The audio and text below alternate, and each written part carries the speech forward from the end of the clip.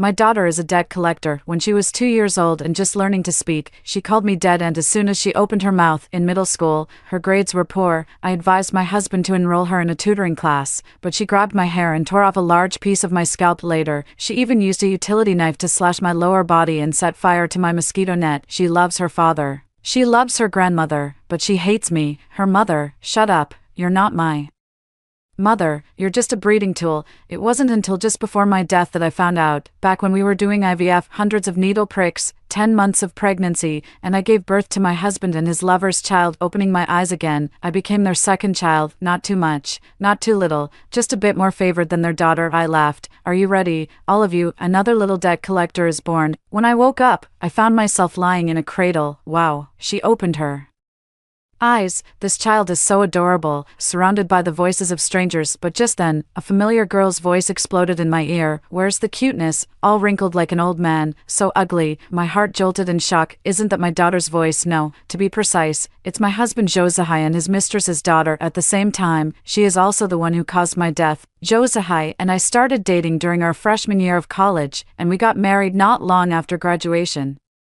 After getting married, I was planning to have a child, but Josahai disagreed with using natural conception. He kept brainwashing me. Mimi, we're both top students from 211 universities, so our child should have a head start from the embryo stage. Natural conception doesn't guarantee the best sperm, so let's go for IVF. Test tube babies can artificially select the highest quality sperm, so our child can be the most outstanding one in the future. At that time, I felt there was no need to go through such trouble. It didn't matter whether the child was the most outstanding or not, as long as she could grow up healthy and happy. I, as a mother, would be completely satisfied, but Josahai's attitude was very firm. If he doesn't do IVF, he would rather not have children. I had no choice but to undergo the egg retrieval surgery. During the surgery, the doctor did not administer anesthesia, so when the doctor inserted the needle through my vagina and pierced my posterior fornix, I screamed in pain. The entire surgery lasted half an hour, and during that half hour, I was in so much pain that my lips were trembling. When I was wheeled out of the operating room, my clothes were completely soaked in cold sweat, but when it came time for the embryo transfer, without my knowledge, my eggs were replaced with those of Josahai's mistress, and so,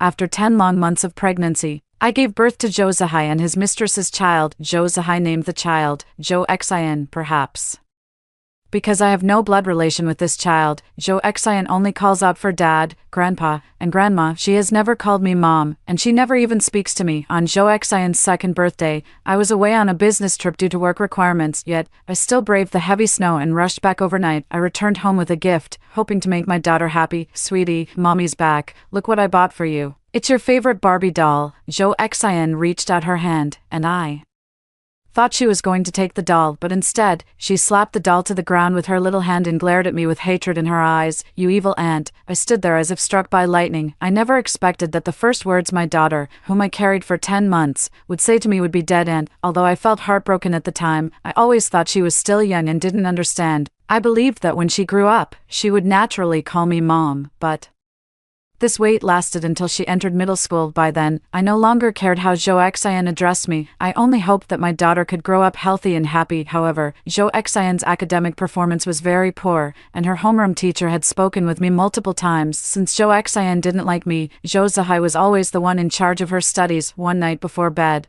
I suggested to Josahai that he enroll Jo Xian in a tutoring class, or else she might not even get into high school in the future, but I never expected that Jo Xian was eavesdropping at the door. Hearing Josahai agree, she kicked our bedroom door open. Damn aunt, I don't want to go to tutoring classes. You're the one who encouraged my dad. Jo Xian lunged at me, pinned me down on the bed, and started tearing at my hair with all her strength. By the time Josahai managed to pry her hands off, a large patch of my scalp had been torn off, leaving it bloody and raw. In the end, Josahai still sent Jo Xian to the tutoring class. Since then, Jo Xian's gaze towards me shifted from hatred to something sinister. One day, I was feeling unwell due to my period and took a day off from work to rest at home. While I was resting in bed, Jo Xian came home from school and brought her classmates with her. Jo Xian and her classmates were playing games in the living room, and the noise was so loud that I couldn't rest. I had to get up and tell them I wasn't feeling well. Asking Jo Xian and her classmates to keep their voices down. Upon hearing this, Jo Xian immediately threw the game controller at me. "You're not my mother. What right do you have to order me around?" The game controller hit me hard on the head. I was already on my period and feeling weak. After being hit like that, I immediately felt dizzy and fell to the floor. Jo Xian walked over to me and nudged me with the tip of her slipper. "Get up.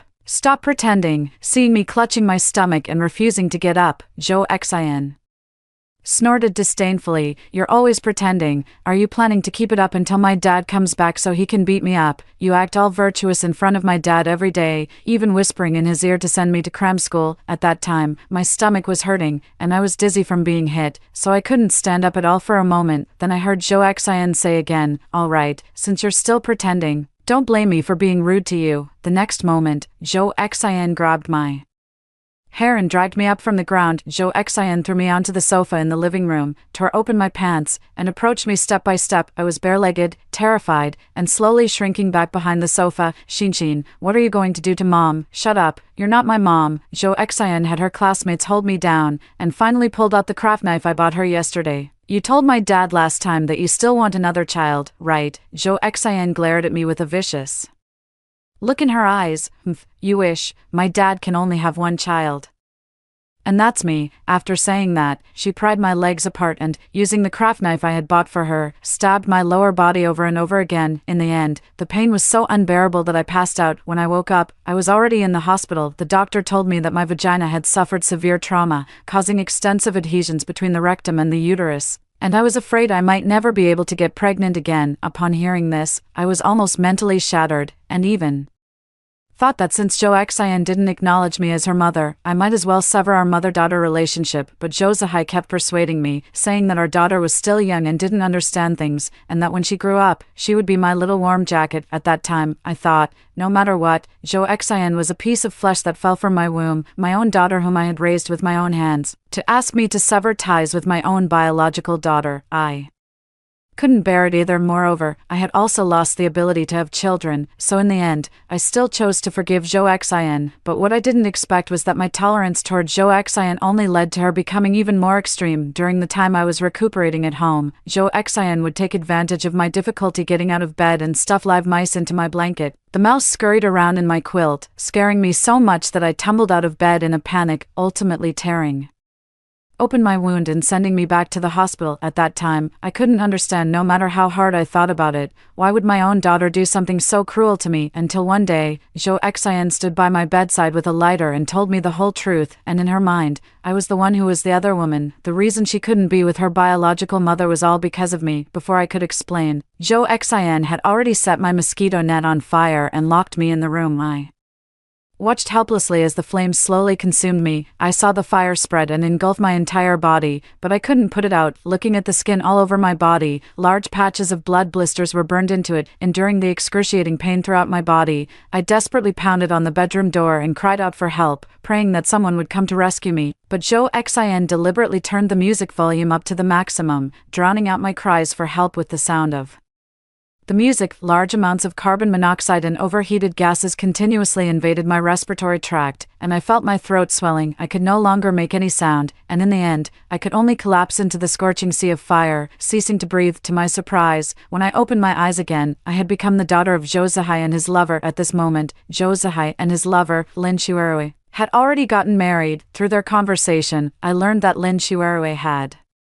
always wanted a child. Lin Shuerui's previous husband was impotent, but his family was wealthy and influential. Lin Shuerui didn't dare divorce him, which is why she got involved with my husband. Although the two of them used my womb to secretly give birth to Jo Xian, Lin Shuerui always felt that Jo Xian wasn't born from her own body, and she could always see my shadow in Jo Xian. So Lin Shuerui wanted a child that was completely her own, which is why she married my husband after her own husband died and gave birth to me. After I was born, Lin Shuerui held me in her arms with great joy. "Our little girl is so adorable. Look, she's not even crying." Jo Zihai chimed in with a smile. She probably knows her mom is tired and feels for her. With Jo Zihai's words, Lin Shuerui became even happier and gave me a name on the spot, and the whole family was also delighted by my arrival. Only Jo Xian coldly tossed out a sentence: "The little sister is so ugly, all wrinkled, like a little old man."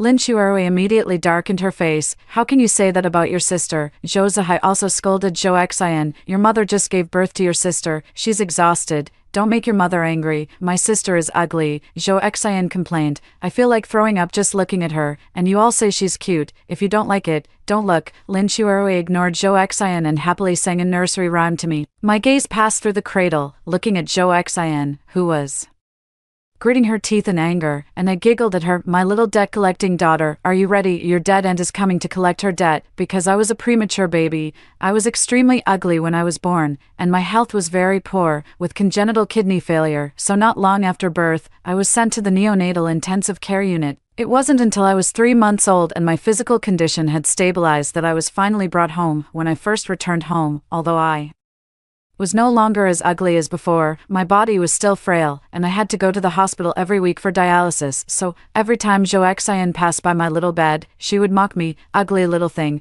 it's so ugly. But as I grew older, my skin became fairer, and my facial features gradually took shape. By the time I was almost 8 months old, I already had a pair of bright, dark eyes, and when I smiled, there were 2 little dimples. When Lin Shuerui took me out for a walk, the neighbors all praised me, saying I looked like a little princess. Zhou Xian's gaze towards me also shifted from disdain to jealousy. Her sarcastic remarks turned into, what's the use of being pretty? You're still just an early death ghost, probably thinking I wasn't dying fast enough. Zhou Xian deliberately mixed foreign objects like embroidery needles and rat poison into my supplementary food several times. Fortunately, my body was weak, and I would always accidentally knock over the supplementary food bowl, preventing her from succeeding. Soon, my first birthday arrived. Lin Shuerui held a birthday banquet for me. At the banquet, relatives and friends kept praising my beauty, which made Lin Shuerui beam with joy. Zhou Xian, on the other hand, sat to the side and said sarcastically, my classmates all told me that people who are too good-looking when they're young only get uglier as they grow up. Don't talk nonsense.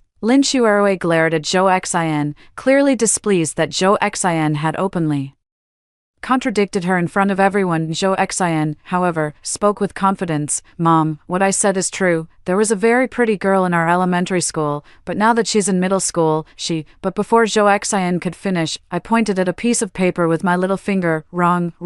The star of today's banquet was supposed to be me, so as soon as I spoke, no one was interested in listening to what Zhou Xian was saying anymore. Everyone's gaze fell on me. What is she saying? Lin Shuerui's aunt asked in confusion. Lin Shuerui leaned over to take a look at the paper in front of me, then froze for a moment. This is Xinxin's practice paper. Could it be that Anin is saying Xinxin's practice paper is wrong? How could that be? Zhou Zihai chuckled. Anin isn't even a year old yet, and Xinxin's paper is 5th grade math problems. Because Zhou Xian's math is so poor, she is still catching up on the basics of 5th grade math. I pointed at one of the incorrectly calculated problems and uttered a babyish monosyllable. 3. Lin Shuerui deliberately glanced at the question I pointed to and immediately exclaimed, it's 3, this question really is 3. Zhou Zihai didn't believe it and quickly snatched the test paper over. The next second, his expression was just as shocked as Lin Shuerui's. Zhou Xian, on the other hand, was dumbfounded, as if in a dream, watching Lin Shuerui, Zhou Zihai, and a group of relatives surround me. Lin Shuerui pointed to another question and asked me excitedly, Anin, Mommy is asking you, what is the answer to this question? Everyone else also craned their necks, waiting for my answer. I tilted my head and used my little finger to make a 5. The room erupted in gasps of surprise. After that, someone tested me with a few calculation problems, and I gave the correct answers using my fingers. At this point, Zhou Xian's face finally turned pale. Genius, a true genius. This child is barely 1 year old, and he can already solve math problems. Is this some kind of child prodigy reincarnation? Lin Shuerui and Zhou Zihai were so excited they couldn't close their mouths, eager to take me to the hospital to check my intelligence level. Zhou Xian grabbed Lin Shuerui and said with grievance, Mom, why do you only care about my sister? Have you forgotten that you promised me tonight to help me buy that JK outfit I had my eye on last time? Buy. All you know is buying. Lin Shuerui waved Zhou Xian's hand away. You're in middle school, yet you still make mistakes on 5th grade math problems. How dare you ask me to buy you JK? Lin Shuerui dropped this sentence and carried me into the car. Through the car window, I saw Zhou Xian standing by the roadside, so angry that she bit her lips until they turned purple. I curled the corner of my mouth at her. My dearest daughter, you have always dreamed of receiving love from your biological mother. For that love, you even tried to kill me twice. In that case, this dead end, will crush every last bit of your dreams. Lin Shuerui and Zhou Zihai rushed me to the hospital. Overnight, with my deliberate restraint, the doctor assessed that my intellectual level was already on par with that of an elementary school child, and concluded, this child might indeed be a genius. Hearing the doctor say this, Lin Shuerui cherished me even more as the apple of her eye as she replaced all my supplies with top-tier brands. She also hired the most renowned nutritionist in the entire industry to specifically oversee my diet. This nutritionist worked meticulously, leaving Zhou Xian no opportunity to tamper with my food. As a result, after this, whenever Zhou Xian saw me, although she was even more furious and resentful, she was left with no way to take action. Lin Shuerui gave me the best things in the house. This favoritism probably sparked Zhou Xian's competitive spirit, so in the following months, Zhou Xian really focused all her efforts on studying, hoping to gain Lin Shuerui's attention this way. But one night, when Zhou Xian excitedly handed her test paper to Lin Shuerui and said to her, "Mom, I got 88 points in math, am I amazing?" Lin Shuerui impatiently pushed Zhou Xian away. What's there to boast about with an 88, and in is getting perfect scores in every subject now, move aside, I still have to take an in to buy clothes, don't waste my time. Zhou Xian's test paper, which had scored 88 points, was thrown on the ground by Lin Shuerui as if it were trash. I leaned on Lin Shuerui's shoulder, watching as Zhou Xian, her face flushed with shame and anger, tore the test paper into pieces. That night, while the whole family was sound asleep, I quietly climbed down from my small bed. I opened Lin Shuerui's wallet and secretly placed the stack of bills inside into Zhou Xian's school bag. The next morning, when Lin Shuerui couldn't find the money, she asked Zhou Zihai, "Did you take the money from my wallet?" Zhou Zihai was completely baffled. "No, I didn't. Who touched the money in my wallet?" Lin Shuerui wondered, "Who would bother touching the money in your wallet for?" "No reason," Zhou Zihai said. "Did you spend it yourself?" "Impossible. This money was a red envelope my parents gave to an inn yesterday when I visited them. I was planning to go to the bank today to deposit it for an inn." As soon as Lin Shuerui finished speaking, she noticed Zhou Xian, who was organizing her school bag, pause her movements. "What's wrong?" Lin Shuerui was very perceptive. Zhou Xian, in disbelief, pulled out a stack of cash from her school bag. "Isn't this my 10,000 yuan from yesterday?" Lin Shuerui grabbed Zhou Xian's hand angrily. "You actually stole Mom's money." "I didn't." Zhou Xian was a bit stunned. "None." Lin Shuerui flared up. "If there's none, how did this money end up in your backpack?" "I really don't know how this money got into my backpack." Zhou Xian was so anxious she was on the verge of tears, pointing at me beside her. "Maybe an and put it in." I had already learned from Lin Shuerui and Zhou Zihai's conversation that Zhou Xian indeed had quite a few issues and was considered a troubled girl at school. Therefore, Lin Shuerui had almost no trust in her. Lin Shuerui had a fiery temper. Seeing that Zhou Xian was still trying to argue, she grabbed a cup from the table and threw it at her feet. "You stole the money yourself, and now you're trying to pin it on your sister. If you don't study hard, fine, I can tolerate that. If you hang out with a bunch of shady people, I can tolerate that too. But now what? You've even learned to steal money from home. You really are the spawn of that wretched woman. Not a single trace of me in you." Lin Shuerui was probably truly angry, as she was already speaking without thinking, even dragging me into it. But my goal had already been achieved. Originally, before I came along, Lin Shuerui had always valued her daughter Zhou Xian very much. No matter how much trouble Zhou Xian caused or how poor her grades were, Lin Shuerui would never be too harsh on her. After that incident, Lin Shuerui's gaze towards Zhou Xian gradually turned cold. No matter how hard Zhou Xian tried to please her, Lin Shuerui always responded with just one cold word, unwilling to give up. Zhou Xian began to work hard, staying up late every night to do her homework. Finally, she scored a perfect mark on a math test, but when she happily took her perfect test paper to Lin Shuerui for a signature, Lin Shuerui asked her suspiciously, "Didn't you cheat?" Zhou Xian loudly defended herself. "How could I do such a thing?" Lin Shuerui sneered coldly. "You even stole your mother's money. What else wouldn't you do?" Zhou Xian was so angry she cried, "Mom, I really didn't." "Fine, you didn't. Why are you shouting so loudly? Look, you've woken up in." Lin Shuerui was furious. I was lying in Lin Shuerui's arms, actually having woken up long ago. When I opened my eyes, I saw Zhou Xian angrily snatch back her test paper, turn around, and return to her own room, her eyes filled with endless grievance. I giggled. "My precious daughter, is this all you can't handle?" But this is just the beginning. I accidentally saw Zhou Xian's WeChat password. At night, after confirming that Zhou Xian was sound asleep, I used her phone to chat with one of her friends named Lu Bing. I know that Lu Bing was originally from Zhou Xian's school, but he was later expelled for fighting. I also know that Lu Bing has always liked Zhou Xian, so I used Zhou Xian's WeChat to repeatedly express my affection for Lu Bing, even saying I wanted to take things further with him. Lu Bing, being a troublemaker, naturally Didn't refuse when Zhou Xian said that. I sent Lu Bing the password to my house and arranged to meet him at 4 p.m. on Friday. This time of day was also when the nanny would take me downstairs for a walk. I figured Lu Bing had already succeeded, so I pretended to have a stomachache. I was Lin Shuerui and Zhou Zihai's precious darling. Hearing me cry out in pain, the nanny was so frightened that she immediately called both of them. Lin Shuerui and Zhou Zihai immediately dropped what they were doing and,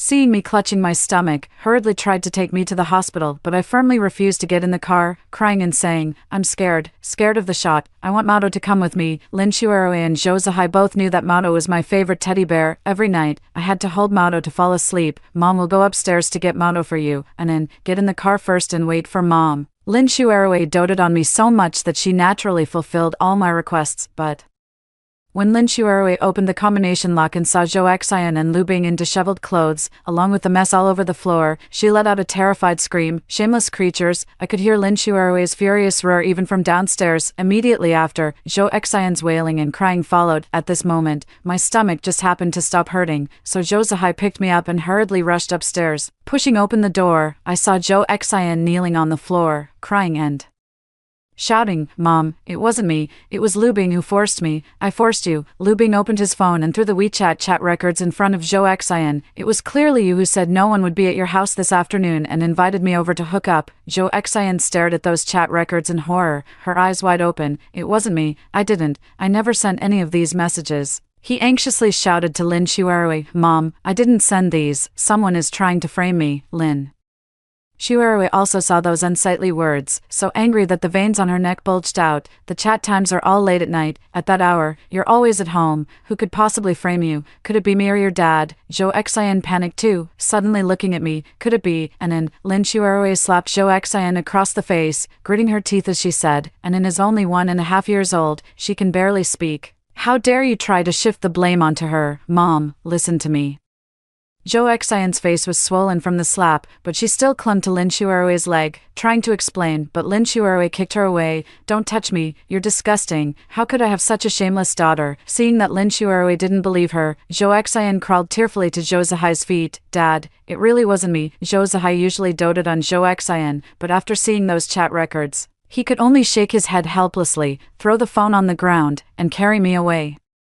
I lay on Zhou Zihai's shoulder and saw Zhou Xian, like a marionette with its strings cut, slumped to the ground. Zhou Xian cried from afternoon until night. She even called the police, accusing Lu Bing of raping her. However, Lu Bing presented her chat records with Zhou Xian, leading the police to conclude that it was consensual and not a case of rape. The incident caused quite a stir, and the wealthy ladies in Lin Shuerui's social circle all found out about it, often teasing her about it. Lin Shuerui felt utterly humiliated and ended up scolding Zhou Xian several more times. After that, her attitude toward Zhou Xian turned ice cold. Zhou Xian had previously studied diligently for a period, and her grades had improved significantly. However, because of this incident, her grades fell back to their original level. 3 months later, in the high school entrance exam, she achieved the remarkable feat of ranking last in the entire city. Because of these results, Lin Shuerui was once again mocked by the wealthy ladies in her social circle. Angered, Lin Shuerui gave Zhou Xian a good beating that very night. With such grades, Zhou Xian wouldn't be able to get into high school. She could only attend a vocational school. When it came time to choose a major, Zhou Xian opted for fashion design, because I knew her dream was to become a famous fashion designer when she grew up. But how could a murderer deserve a brilliant life? The night before school started, I accidentally left my marbles at the top of the stairs. Zhou Xian was in a hurry to report to the vocational school in the morning and didn't notice the marbles. She stepped on them, let out a scream, and then tumbled down the stairs. Zhou Xian was taken to the hospital. After diagnosis, the doctor said that Zhou Xian's nerves were severely damaged, and she was completely paralyzed from the waist down. Zhou Xian knew that she would have to rely on a wheelchair and bed for the rest of her life, and she completely broke down emotionally, even hysterically threatening to kill me. But I only accidentally dropped the marbles at the top of the stairs. Just like back then, Zhou Xian had only accidentally set my mosquito net on fire. No one blamed her at the time, and now, naturally, no one will blame me either. Zhou Xian can no longer wear the JK uniforms she loved, nor did she get to study the fashion design major she had always dreamed of. She could only sit in a wheelchair, and even going to the bathroom required someone to assist her. room was perpetually filled with the smell of urine and feces. Lin Shuerui and Zhou Zihai detested this odor and rarely entered her room. Moreover, with a genius daughter like me around, Lin Shuerui and Zhou Zihai could go a whole week without speaking to Zhou Xian unless absolutely necessary, but my health was deteriorating. Congenital kidney failure meant my dialysis frequency increased from once a week to once every 3 days. The doctor advised Lin Shuerui to arrange a kidney transplant for me as soon as possible, otherwise my life would be in danger.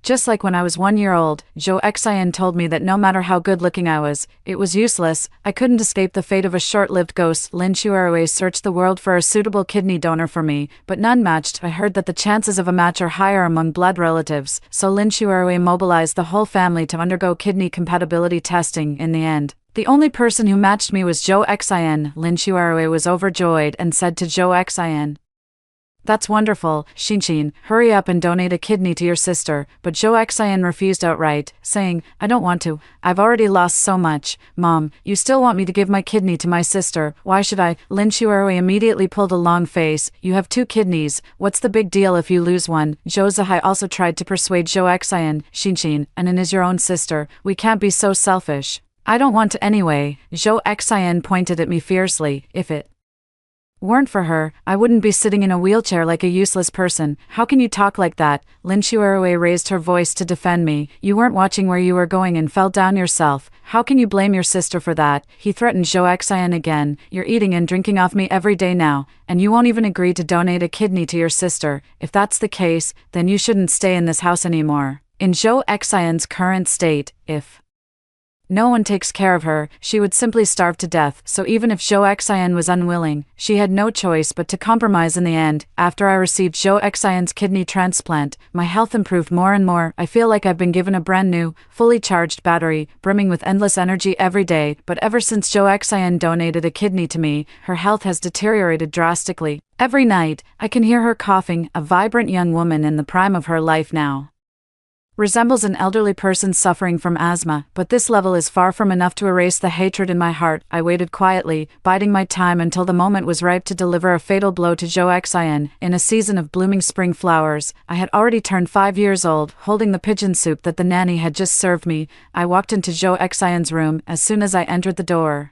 I was almost overwhelmed by the foul stench that hit me. It was the smell of Zhou Xian's excrement and urine. Over the past 2 years, as I became increasingly outstanding, Lin Shuerui and Zhou Zihai had almost forgotten that they had a daughter named Zhou Xian. Even the nanny's care for Zhou Xian had become much more negligent. I saw that the nanny hadn't even emptied the urine that Zhou Xian had passed in the morning. The urine pot was placed on the same counter as the breakfast plate she had left unfinished. I held back the foul smell and walked over to Zhou Xian's bedside. "Sister, have some soup." I handed the soup bowl over, and just as Zhou Xian reached up to take it, I splashed the scalding pigeon soup onto her face. Zhou Xian let out a sharp cry of "ah," and scolded me angrily. "What are you doing? That's scalding hot. Is it really that hot?" I suddenly leaned in close to Zhou Xian, revealing a sinister smile. "When you burned me to death, I was 10,000 times hotter than this." Zhou Xian froze for a long time, her eyes fixed and unmoving, even forgetting to wipe the soup and water splattered all over her face. Finally, she snapped back to reality, looking at me with an expression of utter terror. "You are anti-death."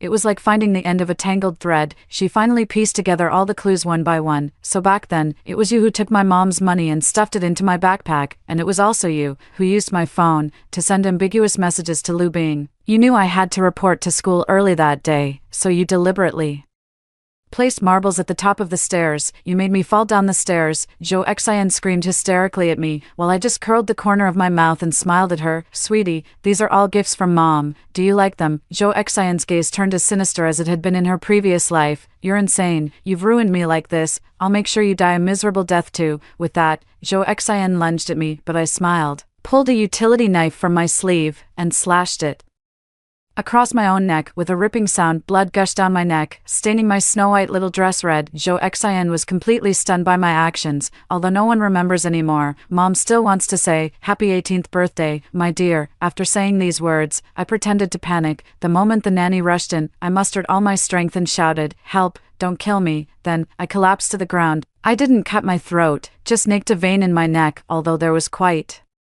A bit of bleeding. With today's medical technology, as long as the bleeding is stopped in time, it won't be fatal. When I regained consciousness, I saw Lin Shuerui and Zhou Zihai staring at me anxiously. Anin is awake. Lin Shuerui was both happy and worried, asking me, Anin, why did you cut your neck? I looked at Zhou Xian behind Lin Shuerui and pretended to be very scared. It was my sister who did it. Lin Shuerui and Zhou Zihai were stunned for a moment, looking at Zhou Xian in disbelief. I didn't do it. Zhou Xian pointed at me, her eyes filled with terror. She did it herself. Why would I use a knife to harm her for no reason? I originally wanted to bring my sister some pigeon soup, but she suddenly got angry with me and said I stole Mom and Dad. I lay on the hospital bed, my voice hoarse as I said, she said, as long as she kills me, Mom and Dad will be hers again. I didn't. She's framing me. Zhou Xian pointed at me, hysterically shouting at Lin Shuerui, all the bad things before were done by her. She took your money and put it in my bag. She sent ambiguous messages to Lu Bing, causing me to lose my innocence. But before she could finish, the police walked into the hospital room. Ms. Lin, Mr. Zhou, according to our fingerprint comparison, your eldest daughter's fingerprints were indeed found on the utility knife that injured your younger daughter. Moreover, based on the testimony of your housekeeper, she did hear your younger daughter calling for help at the time of the incident. The police handed the investigation report to Lin Shuerui. Lin Shuerui stared at Zhou Xian in shock. You actually wanted to kill your own sister? I didn't kill her. Zhou Xian kept shaking her head. And she's not my sister, she's the dead aunt. The dead aunt. Lin Shuerui had no idea what Zhou Xian meant by dead aunt. In a fit of rage, she slapped Zhou Xian across the face. Enough, your fingerprints are on the knife. What more is there to argue about? Zhou Xian's face was swollen from the beating, but she didn't resist. With a frenzied look in her eyes, she clung tightly to Lin Shuerui's waist. Mom, you have to believe me. You must believe me. Lin Shuerui kicked her wheelchair over. There are witnesses and evidence. How can you expect me to believe you? Seeing that Lin Shuerui didn't believe her, Zhou Xian struggled to prop herself up and turned her pleading gaze toward Zhou Zihai. Dad, you have to believe Xinxin. I didn't cut her with a knife. Zhou Zihai let out a deep sigh. Xinxin, you've really let your father down. Lying on the hospital bed, I watched the last glimmer of light fade from Zhou Xian's pupils. In my previous life, Zhou Xian killed me, yet she lived happily all these years as if nothing had happened. Now, I have finally waited for Zhou Xian's 18th birthday. I made her atone for all the sins she had committed on the very first day of her adulthood. Zhou Xian was ultimately sentenced to 10 years in prison for attempted murder. Her beautiful youth will be spent behind bars, but my revenge is not yet over. The reason Zhou Zihai initially betrayed his marriage and chose to have an affair with Lin Shuerui was because Lin Shuerui was a wealthy second-generation heiress. The money from Lin Shuerui's family could allow Zhou Zihai to work at least 20 years less in this highly desirable big city. To satisfy his greed, Zhou Zihai did not hesitate to swap my eggs, making me raise someone else's child for over a decade for nothing. By this time, Zhou Zihai had already used Lin Shuerui's family connections to become the director of a certain bureau, so for the next 2 years, I collected a large amount of evidence of Zhou Zihai's bribery and corruption, and anonymously sent this evidence to the procuratorial authorities. Zhou Zihai was quickly taken away by the procuratorial authorities for investigation. Since the evidence was true, the amount of embezzlement was huge, and it happened to coincide with the anti-corruption campaign. Zhou Zihai was ultimately sentenced to life imprisonment. Lin Shuerui's company was also affected as a result, but Lin Shuerui's family background is substantial. Just the case of Zhou Zihai is not enough to shake her foundation. Lin Shuerui continues to run her company while dedicating all her energy to nurturing me, her genius daughter. In my previous life, I was already a PhD student from a prestigious university. Therefore, in this life, I earned my PhD from an Ivy League university at the age of 13.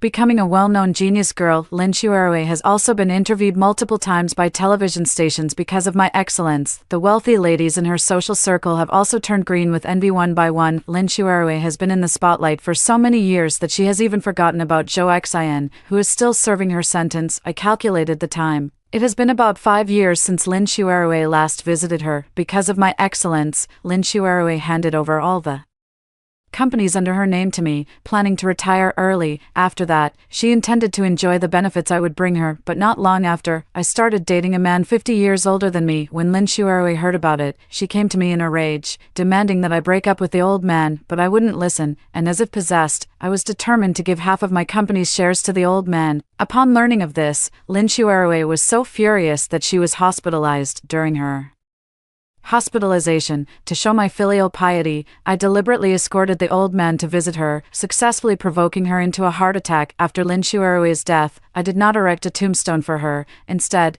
I scattered her ashes into the pig feed at the farm, because my resentment towards her was no less than that of Zhou Xian and Zhou Zihai. After all, if she hadn't encouraged Zhou Zihai back then to switch my eggs, I wouldn't have given birth to Zhou Xian. During Zhou Xian's upbringing, Lin Shuerui continuously brainwashed her, making Zhou Xian believe that I was the mistress who broke up her biological parents, which is why she killed me. The reason I haven't sought revenge on her all these years is to build her expectations to the highest point. Only when her expectations shatter will it be enough to break her heart. Not long after, my boyfriend died from an overdose of Viagra. Yes, I did it, because this old man was the doctor who performed my IVF procedure 15 years ago. If he hadn't accepted Zhou Zihai's bribe and hadn't replaced my eggs, none of these tragedies would have happened. In the spring 2 years later, Zhou Xian was released from prison. As her only relative, I came to the prison to pick her up upon her release. Having learned that Lin Shuerui and Zhou Zihai were both dead, coupled with the 10 years of imprisonment, Zhou Xian was much more subdued when she saw me again. When she was pushed in front of me, she even looked at me with a frightened, ingratiating expression. Mom, Xinxin knows she was wrong. Mom used to love Xinxin so much. Please don't blame Xinxin anymore. Xinxin still remembers when she was little. Mom would often buy Xinxin her favorite Barbie dolls. Of course, your mom's precious baby. How could mom blame you? I smiled and brought Zhou Xian back home. I took Zhou Xian to the amusement park, watched movies together, and went to the toy store, buying her lots and lots of Barbie dolls. Every time we came back, Zhou Xian would happily act coquettishly with me, saying, Mom, it turns out you're the one who treats me the best. Mom, I love you. But not long after, my house caught fire. During the fire, because I had the music turned up too loud, no one heard Zhou Xian's cries for help. Zhou Xian was burned alive. In the morgue, I looked at Zhou Xian's charred body and placed her favorite Barbie doll on her chest. Rest in peace, my beloved, whom I have loved and hated for 30 years. After hearing the first story above, what are your thoughts? Feel free to share your opinions in the comments section. Next, there is another similar story. Let's continue to see. In my previous life, my grandmother left me a jade pendant and a gold bracelet on her deathbed. My sister, thinking the jade pendant was unlucky, snatched the gold bracelet and left without a care. I kept the jade pendant and unexpectedly activated a spiritual spring space, turning my life around to become wealthy. But after she squandered all her money, she actually pushed me off a tall building. Back to the day of the choice, my sister snatched the jade pendant. This time, I want it. I lowered my head to hide my smile. She didn't know that the real spiritual spring wasn't in the jade pendant at all. This jade pendant is our family heirloom. Alice, Sarah, which of you wants it? Grandma looked at the two of us with weak but loving eyes before she passed away. Both my sister and I were her beloved granddaughters. This jade pendant, I'll take it. Alice's voice jolted me awake. I shifted slightly and realized, to my surprise, that I was kneeling by my grandmother's bedside. There was no feeling of weightlessness from falling off a building before death, no overwhelming regret or resentment, and no pain from the final impact. I, Sarah, have been reborn. I look at the gray jade pendant in Alice's hand. In my past life, my sister despised this pendant as ugly and dirty, calling it a dead person's thing, and stubbornly refused to take it. Finally, she took the gold bracelet off Grandma's wrist and left. Now, in the funeral hall, the flickering candlelight illuminated her slightly flushed cheeks. Flushed with excitement, I lowered my head to hide the shock in my eyes, my heart pounding like a drum. She had been reborn too. Sarah, you wouldn't compete with your sister, would you? Alice clutched the jade pendant tightly in her palm, giving me a fake smile. My sister has always liked jade, so this piece can serve as a keepsake. You take the gold bracelet. It's more valuable. I slowly looked up, my gaze sweeping over her fingers, which were tense with nervousness. In our past life, she didn't say it like this. I wouldn't even take this worthless jade pendant if it were free. If you like it, sister, take it, I said softly, reaching out to remove the dull gold bracelet from Grandma's wrist. The moment I touched my grandmother's skin, the icy coldness made my nose sting with emotion. In my previous life, it was after finishing my grandmother's funeral that I discovered the spiritual spring space hidden within the jade pendant. My sister, on the other hand, sold the gold bracelet for money, squandered it all, and ended up in poverty, eventually even developing murderous intentions toward me. With a thud, my sister suddenly knelt before our grandmother's memorial, her cries exaggeratedly loud. Grandma,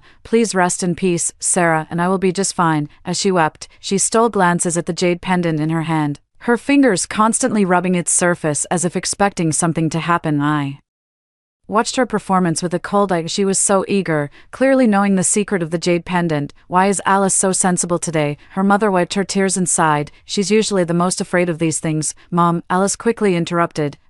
I just suddenly realized, Grandma loved us the most when she was alive. I silently arranged Grandma's burial clothes, my fingers pausing at the collar, where her favorite gardenia should have been pinned. In the previous life, I was the one who placed it, but in this life, I haven't done it yet. I put Grandma's favorite gardenia, Alice said proudly, pointing to the slightly wilted white flower on Grandma's chest, her face full of eagerness to please. I remember Grandma said the fragrance of this flower could guide the way. A chill ran down my spine. Grandma said this to me in private. My sister wasn't even there. Not only has she been reborn, but she also wants to replicate my past life experiences. After the funeral, Alice was unusually busy, but while helping to sort through Grandma's belongings, her eyes kept glancing at the jade pendant. When no one was looking, she secretly pricked her finger to drip blood onto the jade pendant or examined it under the moonlight, her anxiety becoming increasingly hard to conceal. Sarah, have you chosen a burial site for Grandma? Father asked, smoking his pipe. I want to bury her on that flat land behind the mountain, following the ancient customs, I said softly. Grandma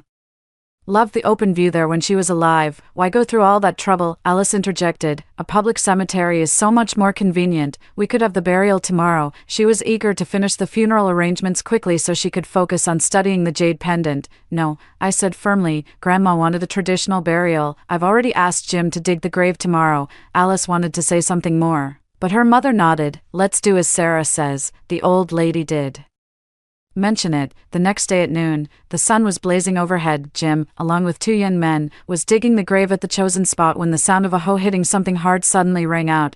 There's a bluestone slab down here, Jim said in surprise. I was about to step forward to take a closer look when a sudden burning sensation shot through my wrist. It was the little bear hair tie my grandmother gave me last year, which I had been wearing as a keepsake. Looking down, I saw that the rough carving of the little bear on the otherwise ordinary hair tie was now emitting a faint blue glow. A surge of warmth rushed straight from my wrist to my heart, and my vision went dark. In my ears, a voice only I could hear, ancient and weathered, echoed, "The spirit spring recognizes its master, bestowing blessings that endure. Hold kindness in your heart, and you shall see it through to the end." When I opened my eyes again, the world had changed. I could sense that within the hair tie on my wrist lay a wondrous realm, a clear spring, dark soil, and a floating ancient book. Sarah, what are you spacing out for? Alice's voice pulled me back to reality. She eyed me suspiciously. You look so pale. Did you get heatstroke? I forced a smile, maybe a little, but out of the corner of my eye, I noticed the jade pendant in her hand was still dull and lifeless. So that's it. The spiritual spring isn't in the jade pendant at all. It's in the dragon vein stone buried 3 feet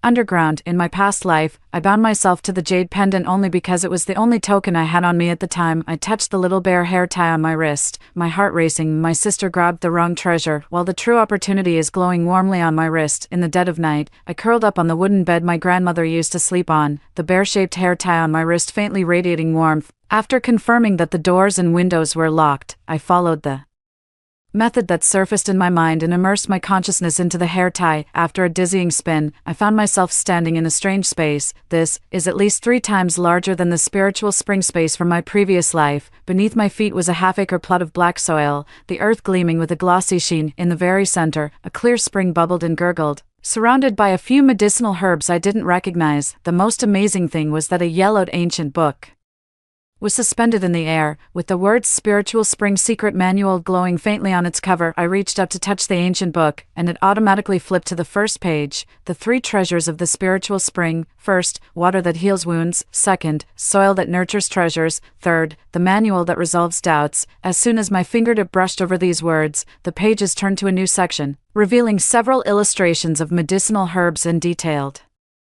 cultivation methods. My heart leaped. In my past life, there was only the spiritual spring, but now there was also black soil capable of nurturing rare medicinal herbs and a treasure trove of knowledge. The spring water suddenly rippled, and lines of text appeared on the surface. A new master has arrived, gifted with 3 spirit seeds, which will mature in 30 days. 3 faintly glowing seeds rose from the bottom of the spring and landed in my palm. I carefully planted them in the black soil and watered them with the spirit spring. The seeds sprouted tender shoots at a visible speed, and I nearly gasped in surprise. "Sarah, what are you mumbling about in the middle of the night?" My sister's voice came from next door, accompanied by an impatient thumping on the wall. I quickly snapped out of my thoughts, my heart pounding like a drum. "Nothing, just talking in my sleep." "Crazy," Alice muttered, and I heard the sound of her turning over. Along with the faint clink of her jade pendant hitting the bed frame, moonlight streamed in through the crack in the window, and as I stared at the little bare hair tie on my wrist, the corners of my mouth lifted into an unconscious smile. The jade pendant that my sister snatched away will probably never show any reaction, while the real treasure is actually the inconspicuous little bare hair tie on my wrist. Early the next morning, I was awakened by the sharp sound of an argument in the courtyard. "Impossible, this can't be." Alice's voice was hysterical. It should have been. I tiptoed to the window and, through a crack, saw her examining the jade pendant under the sunlight, her face filled with anger and confusion. She suddenly grabbed the fruit knife on the table, made a cut on her finger, and let the blood drip onto the jade pendant. The blood droplet slid down the surface of the jade pendant, with no change at all. "Damn it," she angrily threw the jade pendant to the ground, then hurriedly picked it up to check for any cracks. "Alice, what are you doing?" Her mother pushed the door open and was startled by the blood on the floor. Alice suppressed her anger. "It's nothing, Mom. I just miss Grandma." She clenched the jade pendant, her eyes darkly sweeping past my window, and I quickly retreated into the shadows. At breakfast, Father tapped the table. "Sarah, the Lincolns came to propose a marriage yesterday, your mother, and I think it's a good match." My chopsticks paused. Lincoln's foolish son. In the previous life, his sister took the betrothal gifts and then fled the marriage, causing my family to pay double the amount. In this life, is it my turn? "Dad, I'm still young, my foot," my mother interrupted. "The Lincoln family is willing to offer $80,000 in betrothal gifts, enough to buy a small apartment in the county town for your brother." Alice added fuel to the fire on the side. "The Lincoln family has such good conditions, although their son is a bit, but that's nothing. Sarah will live a life of ease once she marries into their family." I lowered my head and focused on eating, hiding the coldness in my eyes. In my past life, after she ran away from the marriage, it was I who worked day and night doing handicrafts to repay her debts. In this life, she can't wait to push me into the fire. "I'll think about it," I said softly. "Think about what?" "There's nothing to think about." Father slammed the table. "It's settled." After the meal, I slipped out of the house under the pretense of visiting Grandma's grave. At the grave on the back hill, I knelt on the fresh soil and whispered, "Grandma, I will make good use of the treasure you gave me." The hair tie on my wrist felt slightly warm, as if responding. While descending the mountain, I heard a panicked cry for help. Following the sound, I saw the wife of Williams, the wealthiest man in the eastern part of the village, running frantically with a child in her arms. The child's face was bluish-purple, and his limbs were convulsing. My little treasure was bitten by a venomous snake. "Help!" the woman cried out. The surrounding villagers gathered around but were at a loss for what to do. A page from the Spiritual Spring Manual, the section on detoxification, suddenly flashed through my mind. I rushed forward in a few quick steps. "Let me take a look." The child was about 5 or 6 years old, with 2 small fang marks on his calf, the surrounding area already blackened. Pretending to examine the injury, I discreetly drew a drop of spiritual spring water from my space and dripped it onto the wound. "I need herbs." I looked up and said to Mrs. Williams, "I know there's a kind of herb on the back mountain that can detoxify." "It's too late. The town hospital is an hour away." Mrs. Williams was crying so hard she nearly fainted. "Trust me," I said firmly, while secretly massaging the child's wound with spiritual spring water. Black blood slowly oozed out, and the child's breathing became somewhat steadier. Under the astonished gazes of everyone, I continued, "Lay him flat first. I'll go gather some herbs." After saying that, I ran to a secluded spot and quickly entered the space to pick a handful of freshly grown detoxifying herbs. Returning to the child's side, I chewed the herbs and applied them to the wound, then secretly mixed in a few drops of spiritual spring water and fed it to him. In less than 10 minutes, the child's complexion turned rosy, and he opened his eyes. "Amazing!" exclaimed the surrounding villagers. Mrs. Williams hugged me tightly. "Sarah, you are the great benefactor of our family." She pulled a stack of money from her bag and handed it to me. "Please accept this token of our gratitude." Unable to refuse, I had no choice but to accept it. I counted it. It was a full 5,000 yuan. In my previous life, the first person I saved was a wealthy merchant from the city, but this time it was a child from the same village. The feeling was completely different. "When did Sarah learn medicine?" a villager asked curiously. "Grandma taught me some folk remedies. Before she passed away, I replied with a smile, catching a glimpse of Alice standing at the edge of the crowd, her expression shifting uncertainly. Back home, I hid the money and left only $500 on the table. Dad, Mom, this is a thank you gift from the Williams family. His eyes lit up, and he immediately grabbed the money and started counting it. Alice leaned in. Sarah, when did you learn how to heal? Grandma never taught us any of this. You're always running around outside, of course. You wouldn't know, I replied calmly, deliberately showing off the little bear hair tie on my wrist. Grandma only taught me, and she even left this hair tie especially for me. Alice's pupils contracted, and she reached up to grab my hair tie. Let me see it. I nimbly dodged. Sister, don't you already have the jade pendant? Let me keep this worthless little trinket. Her face turned pale and then flushed, and she suddenly put on a smile. Sarah, I'll help you persuade Mom and Dad about the Lincoln family matter.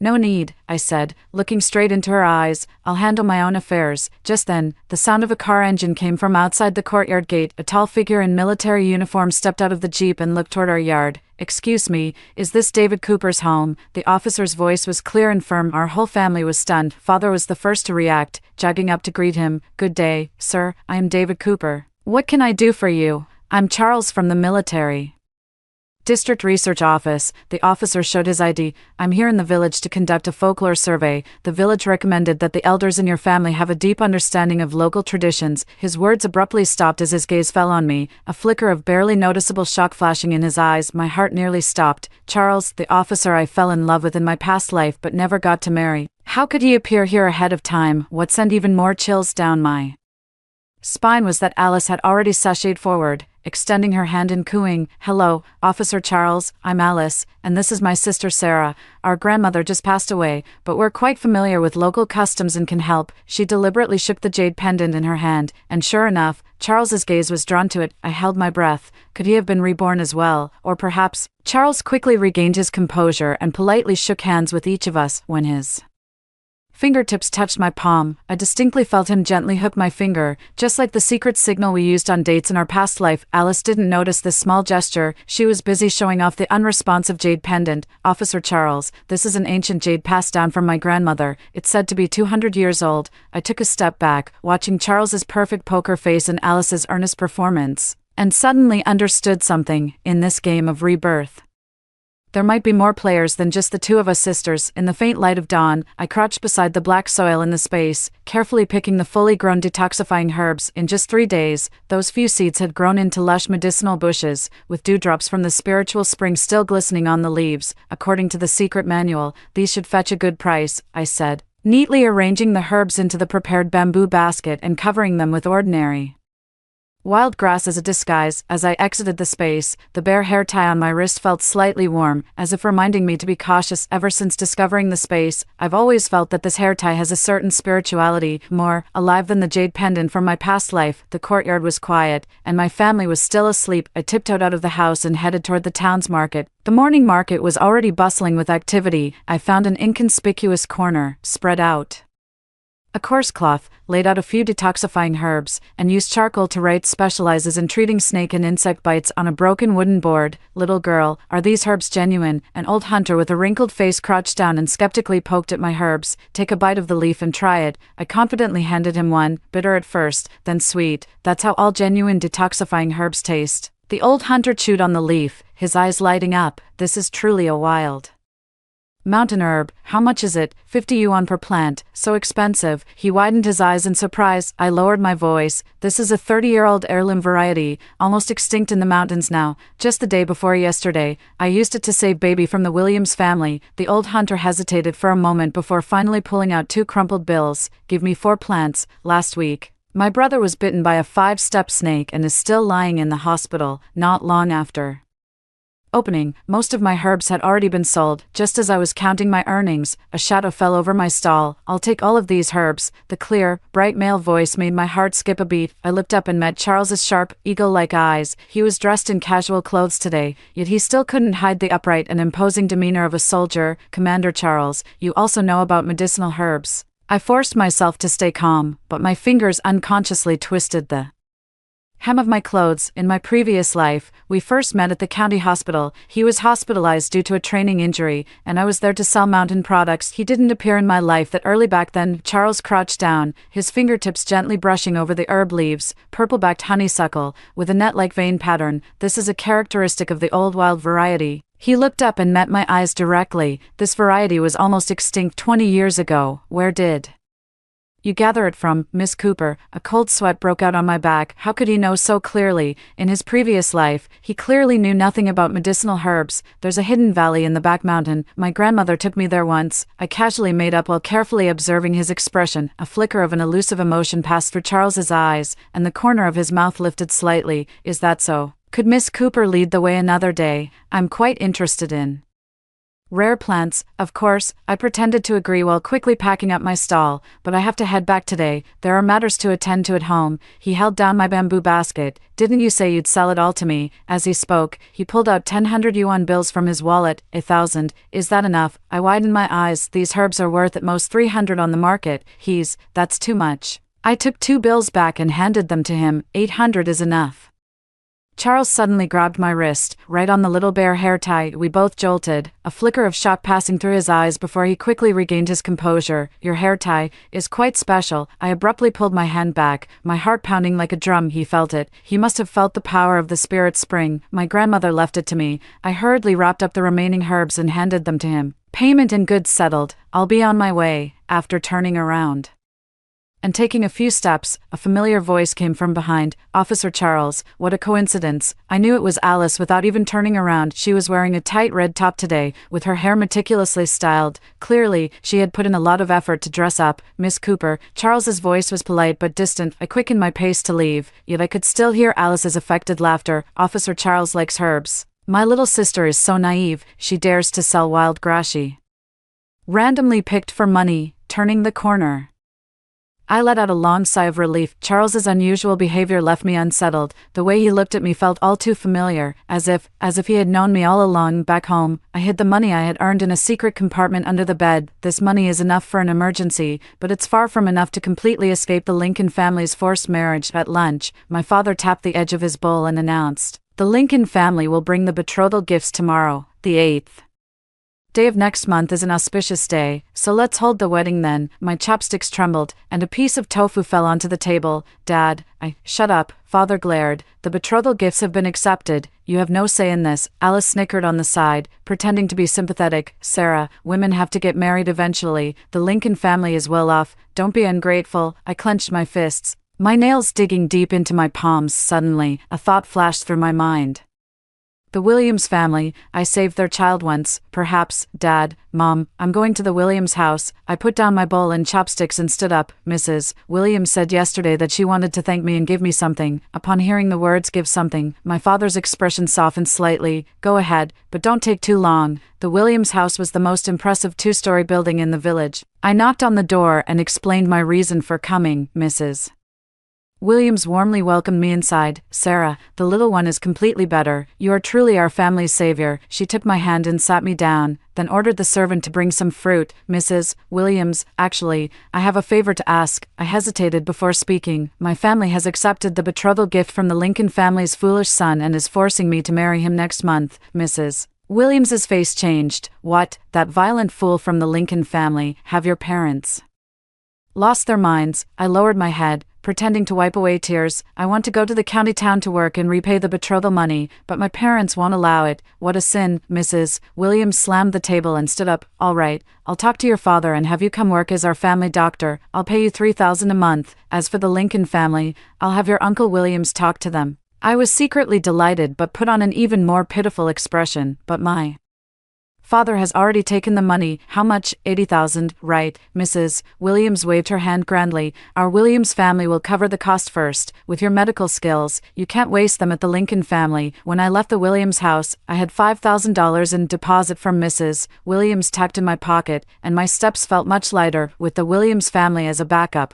I could at least buy some time. As night fell, I tossed and turned in bed. Charles's Unusual behavior, Alice's deliberate approach, and that all-too-convenient folk research, all of it left me unsettled. Entering the spirit spring space, I scooped up a handful of spring water and drank it. The cool liquid slid down my throat, bringing a moment of clarity. Suddenly, ripples formed on the water's surface, gradually revealing a blurry image. Alice sneaked into my room furtively, rummaging through my things. The scene shifted, showing her conspiring with a hunched figure in the woods. The figure turned around. It was the notorious old bachelor Tom from the village, I gasped, and the scene suddenly shifted to first-person view. I was trapped in a dim alley, with Tom sneering as he approached, muttering, "What's done cannot be undone." The water surface returned to calm, and I trembled as I withdrew from the space. Is this a premonition of the future? My sister actually wants to harm me with such despicable means. The moonlight outside the window was like water, and as I rubbed the little bare hair tie on my wrist, I made up my mind. Since my sister has already made a move, I no longer need to hold back. The next morning, I casually said to my mother, "Mom, I dreamed of Grandma last night. She told me that the hair tie on my wrist is a family heirloom and that I should take good care of it."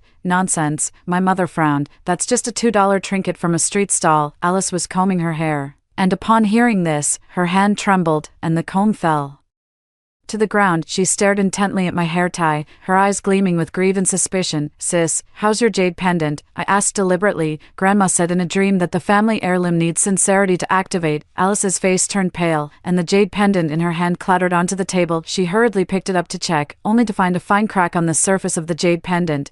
She pointed at me, her finger trembling. "What do you know?" I blinked innocently. "I was just repeating Grandma's dream. Why are you so worked up, sis?" Our parents looked at us, puzzled by the sisters' confrontation. Not understanding what was going on, I seized the moment to stand up. "Mrs. Williams asked me to go see her mother-in-law for her rheumatism today, so don't wait for me for lunch." Stepping out of the courtyard gate, I let out a long sigh of relief. "This is just the beginning, Alice. We'll settle the score slowly for the time you pushed me down the stairs an hour past life." The alley in the vision is located at the eastern end of the village, the only way to the old well, flanked by abandoned adobe houses, usually deserted. I stood at the mouth of the alley, sizing up the place that would become the starting point of my nightmare in the future. The afternoon sun illuminated the alley brightly, a stark contrast to the gloomy and dim scene from my premonitory dream. "I need to prepare in advance," I murmured to myself, turning and heading toward the back hill. The Spiritual Spring Secret Manual records a special herb, the bee-attracting grass. The smoke from burning this grass can attract wild bees within a 1-mile radius, but it is harmless to humans. I cultivated 3 plants in my space, and now they've come in handy. After gathering the herbs, I made a detour to old Bachelor Tom's rundown yard. Through the fence, I saw him sharpening a machete while humming a vulgar tune. I fought back my disgust and quietly sprinkled a special powder on his drying coat. This was pollen soaked in a spiritual spring, which had an extremely strong attraction for bees. After doing this, I went to the Williams house. Mrs. Williams was hanging clothes in the yard and waved warmly when she saw me. "Sarah, you came at just the right time. I just made some white fungus soup." "Mrs. Williams, I'd like to ask you a favor," I whispered, lowering my voice. "After sunset tonight, could you and Uncle Williams pretend to pass by that old alley in the east of the village? I'm worried someone might mean me harm." Mrs. Williams' face suddenly changed. "Who would dare?" "I'm not sure yet." I pretended to hesitate. "It might be Tom from the village. He's been watching me a lot lately. That old scoundrel." Mrs. Williams fumed, her chest heaving with anger. "Don't worry, Uncle Williams and I will definitely go. We'll even call a few neighbors. Let's see who dares lay a finger on you." After leaving the Williams house, I visited a few other neighbors with whom I usually have good relations, using the same excuse to lay the groundwork. Finally, I tucked a few stalks of fireweed into the cracks of the old alley walls, making sure they would dry out before sunset and be easy to ignite. Everything was set, and all that was left was to wait for the fish to take the bait. During dinner, Alice was unusually attentive, constantly serving me more food. "Sarah, eat more. You've lost weight recently." I feigned gratitude with a smile. But under the table, my foot nudged the small knife hidden in my boot. "Tonight, I will make sure my sister pays the first price for the sins of her past life." "Sarah, come with me to fetch water from the old well tonight," Alice suggested casually. "They say the water is at its sweetest this evening." I looked up at her. Her eyes gleamed with malice, yet a sickly sweet smile played on her lips. In my previous life, I was too quick to trust her, which led to my downfall and the tragic end of falling from a building. "All right," I agreed readily, watching the gleam of Triumph flashed in her eyes. As night fell, I excused myself to use the restroom and slipped out of the house early, heading straight for the old alley. The moonlight, clear as water, cast a pale glow on the earthen walls. I quickly lit the prearranged bee-attracting herbs and then hid in the shadows behind a broken wall. The smoke curled upward, carrying a faint, sweet fragrance. In less than 10 minutes, a buzzing sound came from the distance, growing closer and closer, covering my nose and mouth. I watched as a dense swarm of bees followed the smoke, hovering in the air above the alley. "Sarah, where are you?" Alice's voice came from the entrance of the alley. Feigning concern, I held my breath, watching her poke her head around as she entered the alley, followed by the sneaky Tom. Under the moonlight, Tom's wrinkled face glistened with oil, his eyes constantly darting toward Alice's rear. "Didn't you agree to lure her here?" Tom whispered, his hand already restlessly resting on Alice's shoulder. Alice slapped his hand away in disgust. "What's the rush? That little wretch must be nearby." She raised her voice. "Sarah, stop hiding. I see you." Just then, the swarm of bees detected the pollen on Tom and swooped toward him like a black whirlwind. "Ah, what the hell?" Tom screamed, frantically slapping at his head and face. Alice turned around in shock, and before she could react, a few wild bees flew toward her as well. "Get away." "Ah, my face!" Alice screamed, flailing her arms wildly, her carefully styled bun coming undone, making her look like a madwoman. I seized the moment to rush out from my hiding spot, pretending to be panicked. "Sis, Uncle Tom, what happened to you?" Tom was already covered in red welts, his face swollen like a pig's head, and his clothes were torn and disheveled. Alice was in slightly better condition, but several large bumps had swollen on her forehead and neck, and her meticulously applied makeup was smeared into a mess. "Help, there's a swarm of bees."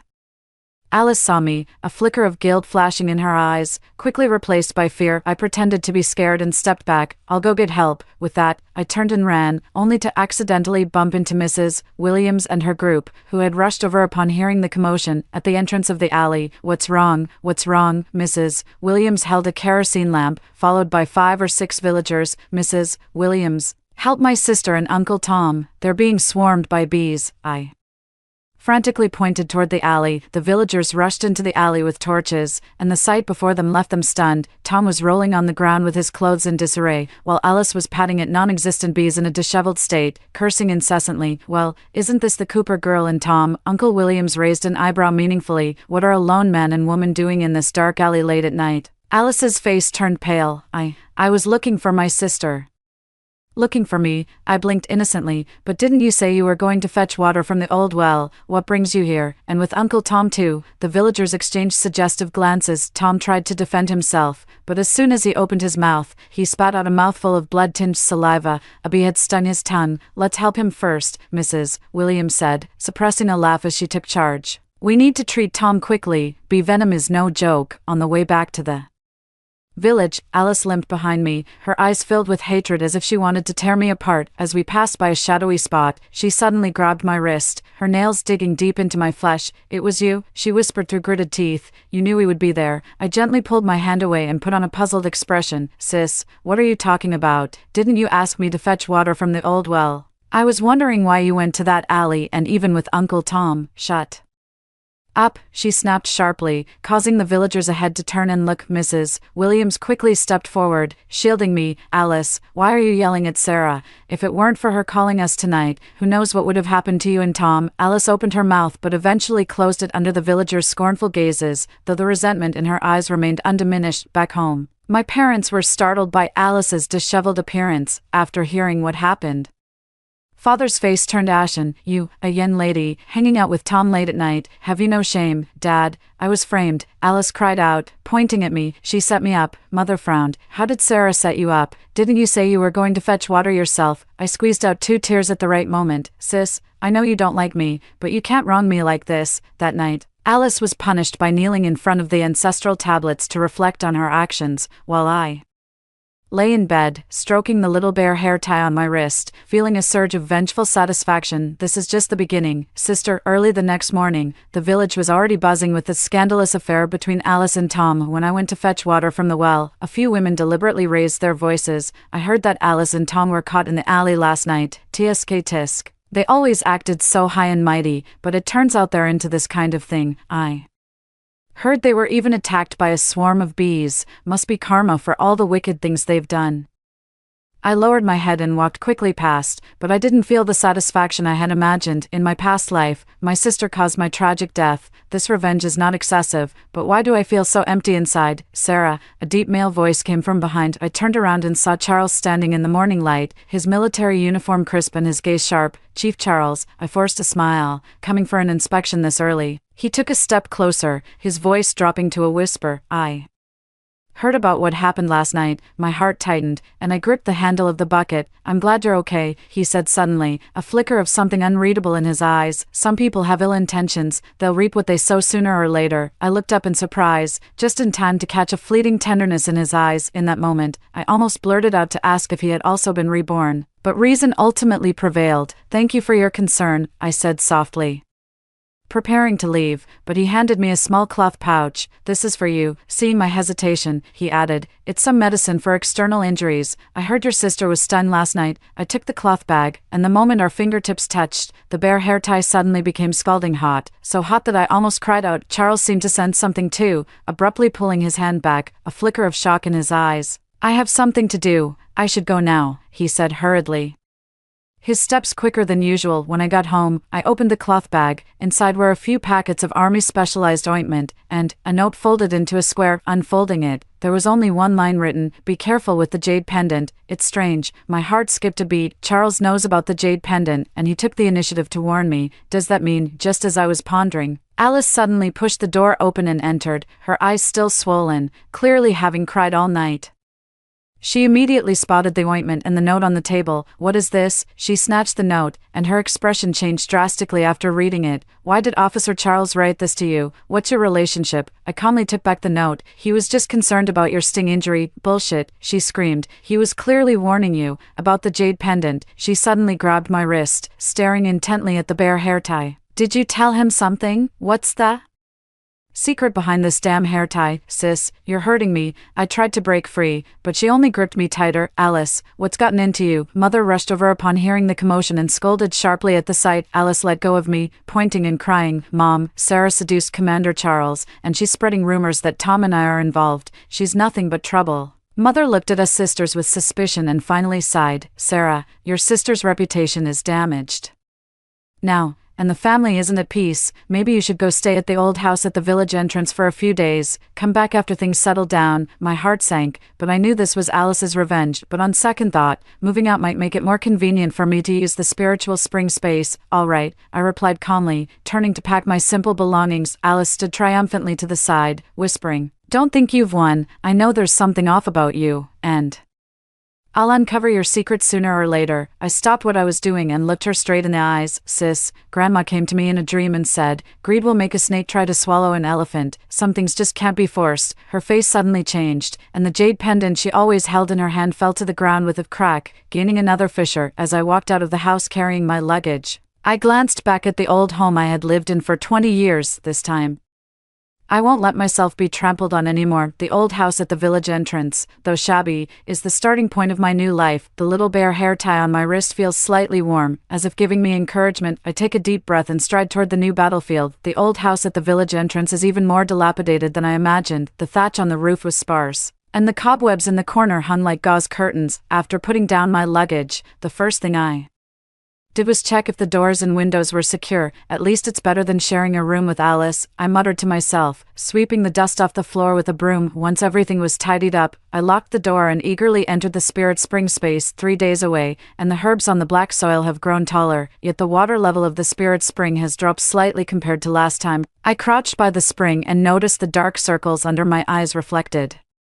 clearly on the water's surface. Did the precognition consume the spirit spring's energy? I whispered, and the water rippled gently. As if in response, the spirit spring manual automatically turned to a new page, where words appeared. To foresee the future, one defies the natural order and must replenish it with spiritual energy. I frowned, pondering the meaning of these words. It seems that the ability of foresight isn't unlimited. Each use consumes spiritual spring energy. This explains why I've been feeling so exhausted lately. I need to find a way to replenish my spiritual energy, I murmured to myself, my gaze falling on a small blank space at the edge of the black soil. According to the ancient texts, cultivating rare plants and harvesting their yields can nourish the spiritual spring in return. In the days that followed, I spent my days running errands around town, While dedicating my nights to studying the spiritual spring secret texts through Mrs. Williams' connections, I rented a small stall at the county's medicinal herb market, specializing in selling rare herbs cultivated by the spiritual spring. The income was far better than I had imagined, and I managed to save nearly 10,000 yuan in less than 2 weeks. One evening, I was cultivating a new variety in the greenhouse, the moonlight orchid. This orchid was only recorded in ancient texts and had long been extinct in reality. Its petals are semi-transparent and emit a subtle fragrance under moonlight, making it an excellent raw material for high-end perfumes. "Sarah, are you home?" Mrs. Williams' voice came from outside the yard. I quickly stepped out of the space, brushed the dirt off my clothes, and went to open the door. Behind Mrs. Williams stood a middle-aged man in a well-tailored suit, clearly a city dweller. "This is Manager Mark from the county's perfume factory," Mrs. Williams introduced. "He saw the sachet you gave me and insisted on meeting you." Manager Mark enthusiastically extended his hand. "Miss Cooper, the spices you used in that sachet are so unique. Our factory is willing to buy the formula at a high price." A thought crossed my mind, but I pretended to hesitate and said, "This is a family secret recipe. My grandmother made me promise on her deathbed not to share it with anyone." I understand. Manager Mark quickly replied, "But could you supply the spices regularly? We can negotiate the price." And so, under the condition of supplying 2 pounds of the family's secret spice blend each month, I signed my first business contract, with an advance payment of 5,000 yuan. After seeing Manager Mark off, Mrs. Williams winked at me and said, "Sarah, you're going to make a fortune." I slipped a red envelope to Mrs. Williams. "Thanks to your referral." Mrs. Williams reluctantly accepted the envelope and lowered her voice. "By the way, your sister has been hanging around that Officer Charles a lot lately. The village is full of gossip." My fingers trembled slightly, but I quickly regained my composure. "Her affairs have nothing to do with me. You'd better be careful," Mrs. Williams sighed. "Yesterday, at the entrance of the village committee, I overheard her telling the village chief that you've been possessed by an evil spirit and that's why you suddenly know medicine." After seeing Mrs. Williams off, I stood in the yard, lost in thought. Alice is indeed relentless. She's determined to ruin my reputation completely. The night breeze blew by, bringing a slight chill. I rubbed the little bare hair tie on my wrist, pondering my next move. Early the next morning, I deliberately chose the time when the most villagers were around to fetch water from the well. Several women were gossiping about Alice and Charles's scandal. When they saw me, they immediately gathered around. "Sarah, I heard you can ward off evil spirits. My little one keeps crying at night. Miss Sarah, I've been having this back pain." I smiled in response and took the opportunity to say loudly, "Aunties, all my skills were taught to me by Grandma in a dream. She said our village will face a flash flood this year and asked me to remind everyone to prepare in advance." The crowd fell silent instantly, and an old man scoffed. "What nonsense is this little girl talking about? How can there be a flash flood in this dry season?" I didn't argue, just said mysteriously, "Grandma said that 3 days from now, at dusk, if dark clouds gather over the western mountain like a lid, that will be the sign." 3 days later, in the evening, just as I had predicted, rare dark clouds gathered over the western mountain, shaped like an overturned pot. The villagers became restless and rushed over to ask me for details. Grandma said that a few households in the low-lying areas need to move away temporarily.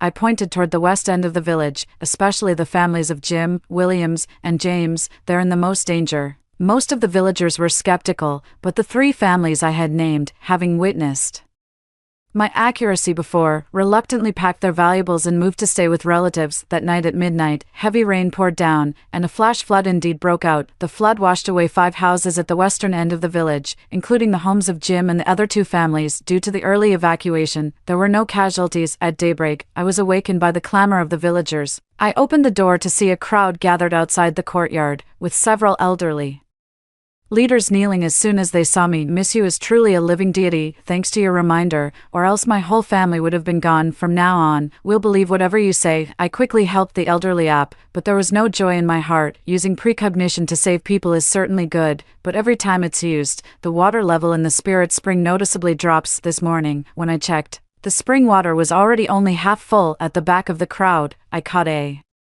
glimpse of Alice's distorted face and Charles's thoughtful expression. Alice glared at me with gritted teeth, while Charles, his gaze was so complex I couldn't read it. After the villagers had dispersed, Charles remained. "Miss Cooper, may I have a word in private?" He stood tall in his military uniform, his tone formal, yet his eyes held a familiar warmth. I led him inside and poured a cup of plain tea. As he took the teacup, his fingers brushed against mine, intentionally or not, sending an electric jolt that nearly made me let go. Your grandmother's dream message was very accurate. He got straight to the point, his eyes gleaming with curiosity, so accurate it hardly seems like a dream. My heart raced, but I forced myself to stay calm. I suppose you don't believe in such things, do you, Captain Charles? I believe in facts, he said, lowering his voice as he set down his teacup. For example, the fact of reincarnation. My teacup slipped from my hand and shattered on the floor, splashing hot water onto my pants. Could it be, as I suspected? Is he also one? Charles bent down to pick up the teacup and took the opportunity to whisper in my ear, "Don't worry,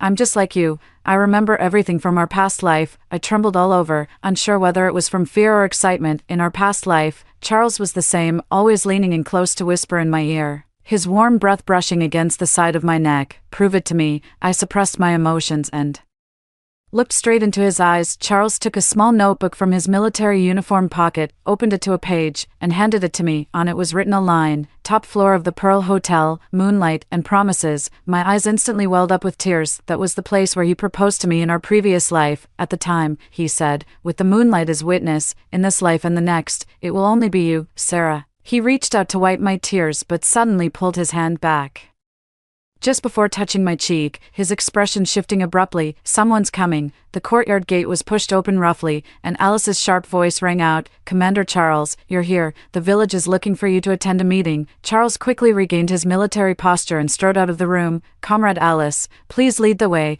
Alice looked at me and Charles with suspicion, when suddenly the jade pendant in her hand glowed. A faint green light, fleeting but unmistakable. We all saw it. Charles's face changed, and he quickly walked away. Alice, as if discovering a new world, stared intently at the jade pendant, then at Charles's retreating figure, her eyes gleaming with a wild light. "So that's how it is," she murmured, then glared at me fiercely. "Captain Charles is mine. Don't you dare try to take him." I closed the door and slowly slid down to the floor, leaning my back against it. The amount of information today was overwhelming. Charles is also a reincarnator, and Alice's jade pendant reacts to Charles. The bear-shaped hair tie on my wrist suddenly grew hot. I entered the space to check, and the sight before me made my heart tighten. The spiritual spring's water level had dropped again, and this time, a small grayish-white area appeared at the edge of the black soil, as if contaminated by something. The secret tome automatically opened, revealing a warning. "The evil jade awakens. The spiritual spring is disturbed. Twin forces oppose each other. Proceed with caution. Evil jade, are you?" Referring to Alice's jade pendant, I reached up to touch the text, but it dissipated, replaced by a blurry image. Charles, covered in blood, lying in a dark space with a dagger plunged into his chest. I abruptly withdrew from the space, my back drenched in cold sweat. Is this a fragment of the future? Is Charles in danger? Just as I was feeling unsettled, the courtyard gate was knocked on again. It was Mrs. Williams this time, her face deathly pale. "Sarah, quick, Captain Charles's comrade was injured during training on the back mountain, and he's bleeding heavily. The town hospital is too far away." Without a second thought, I grabbed the medical kit and ran after Mrs. Williams. On the back hillside, a group of soldiers had gathered. In the middle lay a young soldier with a branch stuck in his thigh, and half of his pant leg was soaked in blood. Charles was directing the first aid efforts. When he saw me, a flicker of delight crossed his eyes. "Miss Cooper knows medicine. Let her take a look." I examined the wound. The branch had pierced a major artery, and ordinary treatment wouldn't stop the bleeding. I pretended to fetch medicine from the medical kit but secretly let a drop of spiritual spring water fall onto the wound. "The branch needs to be surgically removed immediately,"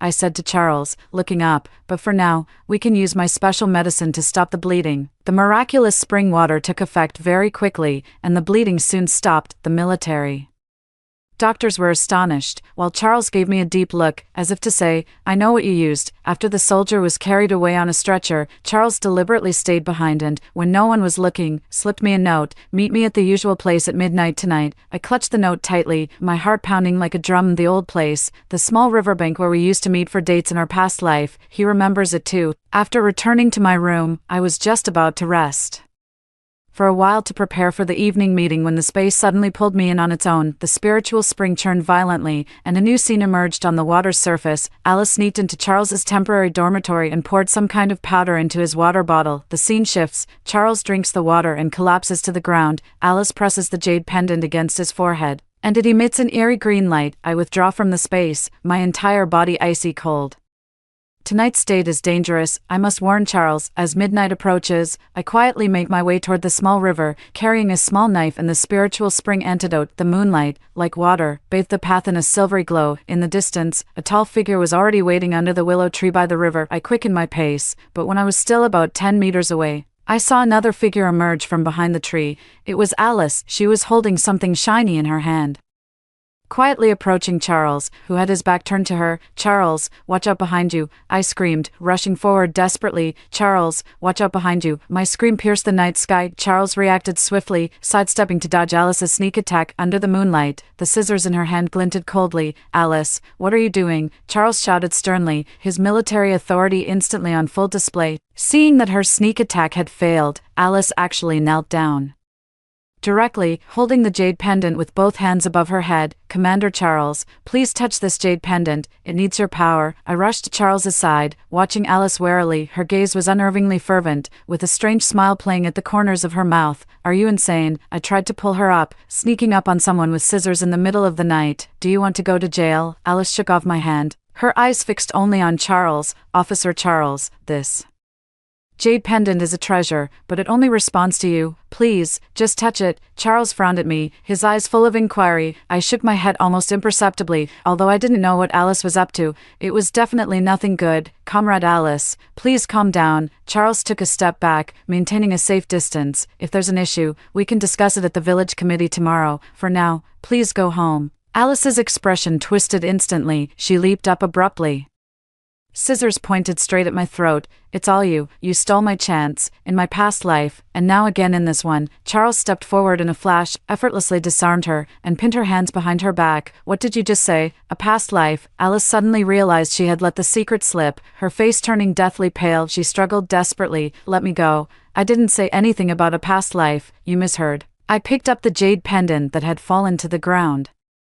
It felt icy cold to the touch, as if I were holding a block of ice. What's even more bizarre is that a faint, dark green light seemed to seep through the cracks on the surface of the jade pendant. "This jade pendant is strange," I said, handing it to Charles. "Look at these cracks." As soon as Charles touched the jade pendant, a sudden change occurred. It began to vibrate violently, emitting a piercing shriek, and the green light from the cracks intensified. Seizing the opportunity, Alice broke free, snatched the jade pendant back, and turned to run, quickly disappearing into the night. Charles and I looked at each other. "Has she also been reborn?" Charles whispered, his eyes filled with shock. I nodded, suddenly feeling dizzy and almost losing my balance. Charles quickly steadied me. "What's wrong?" "It's nothing. Probably just a scare." I forced a smile, not mentioning the anomaly in the spiritual spring space. The most important thing now was to figure out Charles's identity. "Do you really remember your past life?" Charles led me to sit by the riverbank. Moonlight spilled over his sharply defined profile, tracing a silver outline. He gently held my hand, his palm warm and dry.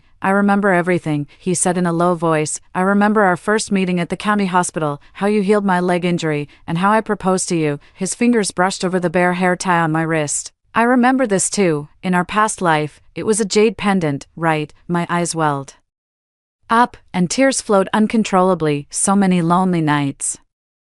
I wished he could be reborn too, now that the dream has come true. "I don't know what to say." Charles gently wiped away my tears. "I've been looking for you ever since I was reborn. I applied to do research in this village because I remembered you saying your hometown was here, but in our previous life, we met 3 years later," I said, puzzled. "The timeline has changed," Charles said with a serious expression. "After I was reborn, I found that many things were different from our previous life. The strangest part is that my military rank is 2 levels higher than it was at the same time in the past, as if someone paved the way for me in advance." My heart skipped a beat. Could it be that more than just the 3 of us were reborn? Who else is secretly altering fate? Charles, Alice's jade pendant. It's really eerie. Charles frowned deeply. "The moment I touched it just now, some strange images suddenly flashed through my mind. An ancient tomb and a blood-red book." I shuddered. This description is so similar to the evil jade warned about in the Spirit Spring Secret Codex. Charles suddenly held me tightly, his grip so strong it almost took my breath away. "Sarah, in this lifetime, I will never let anyone hurt you, especially not your sister." Leaning against his firm chest, listening to his steady heartbeat, I suddenly felt that no difficulty was too great to overcome as long as we have each other. "We can face any danger. By the way, this is for you." Charles took a dog tag from around his neck and placed it on mine. There's a tracking chip inside. If you're ever in danger, I can find you immediately. The dog tag still carried his warmth, and I carefully tucked it into my collar, pressing it against my chest. On the way back to the old house, my steps felt much lighter, although Alice's threat still loomed.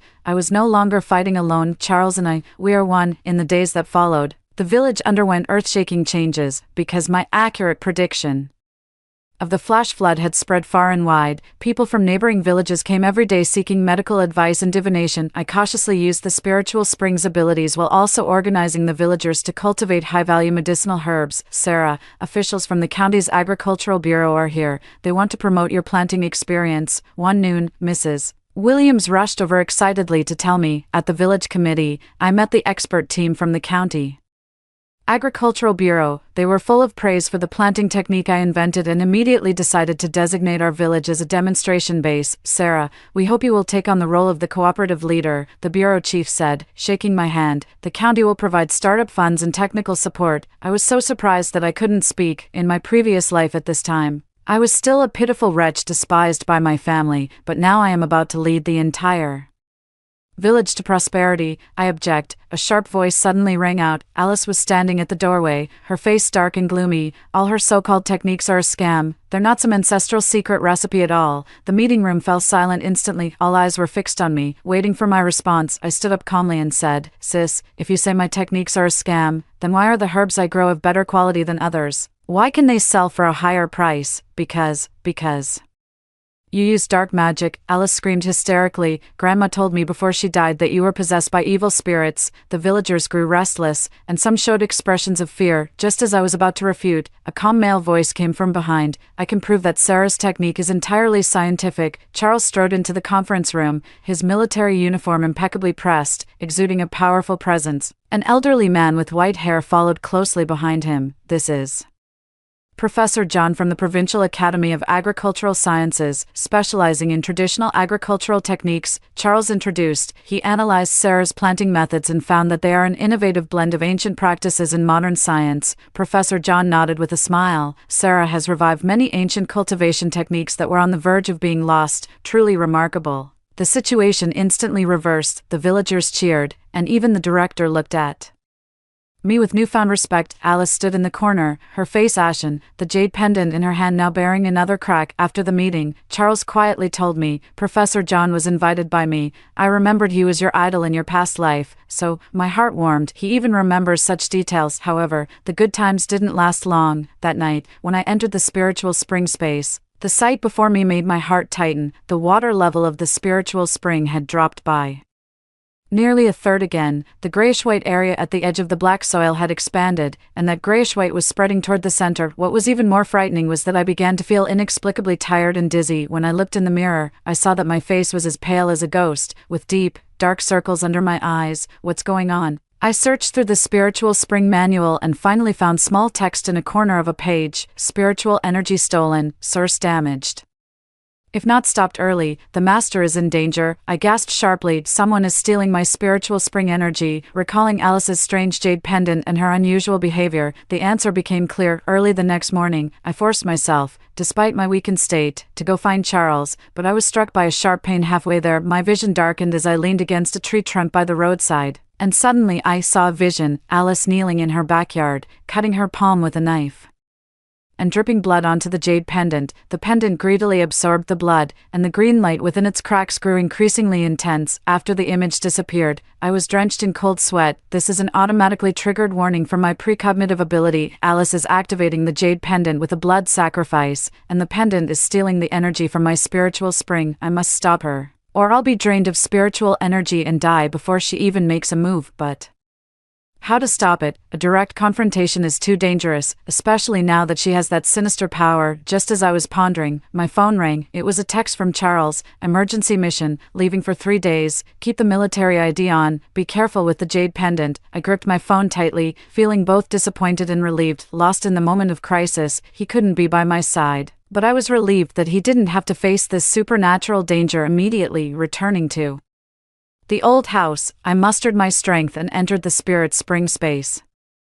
hoping to find a way to counter the jade pendant. This time, the space had deteriorated even further. The spring water was almost dried up, 2/3 of the black soil had turned ashen gray, and even the glow of the secret tome had dimmed significantly. I knelt despairingly by the spring when I suddenly noticed that the secret tome had turned to a completely new page. It depicts two connected circles, one lush and vibrant, the other dark and withered. A thin red line connects the two circles. Below the image, there is a line of small text: twin realms, one righteous, one evil. Sever the line, break the connection, and evil cannot overcome righteousness. It suddenly dawned on me, so Alice's jade pendant also contains a realm, a twin to my spiritual spring realm. She is activating the evil jade space through a blood sacrifice and using it to steal my spiritual energy. We must find a way to sever the connection between the two spaces, but how? The ancient text doesn't provide an answer.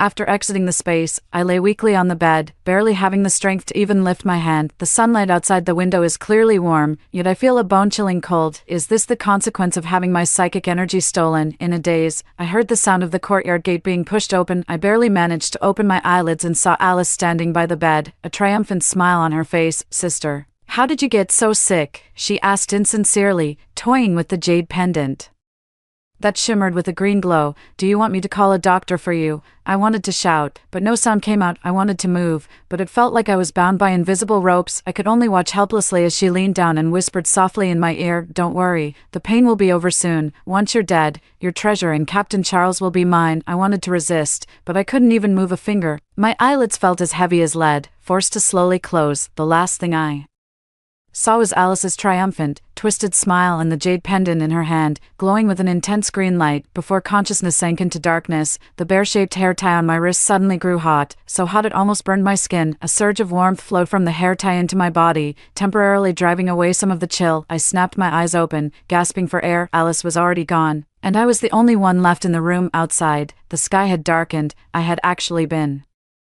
unconscious for an entire day, struggling to get up. I immediately checked the spirit spring space. The sight made my heart tighten. The spring water had almost dried up, the black soil had all turned ashen gray, and the secret manual had fallen to the ground, its glow as dim as a flickering candle in the wind. The most terrifying part was a crack that had appeared at the edge of the space. Through the crack, I could see another dim, gray space. Inside it, a jade pendant shimmered with a green light.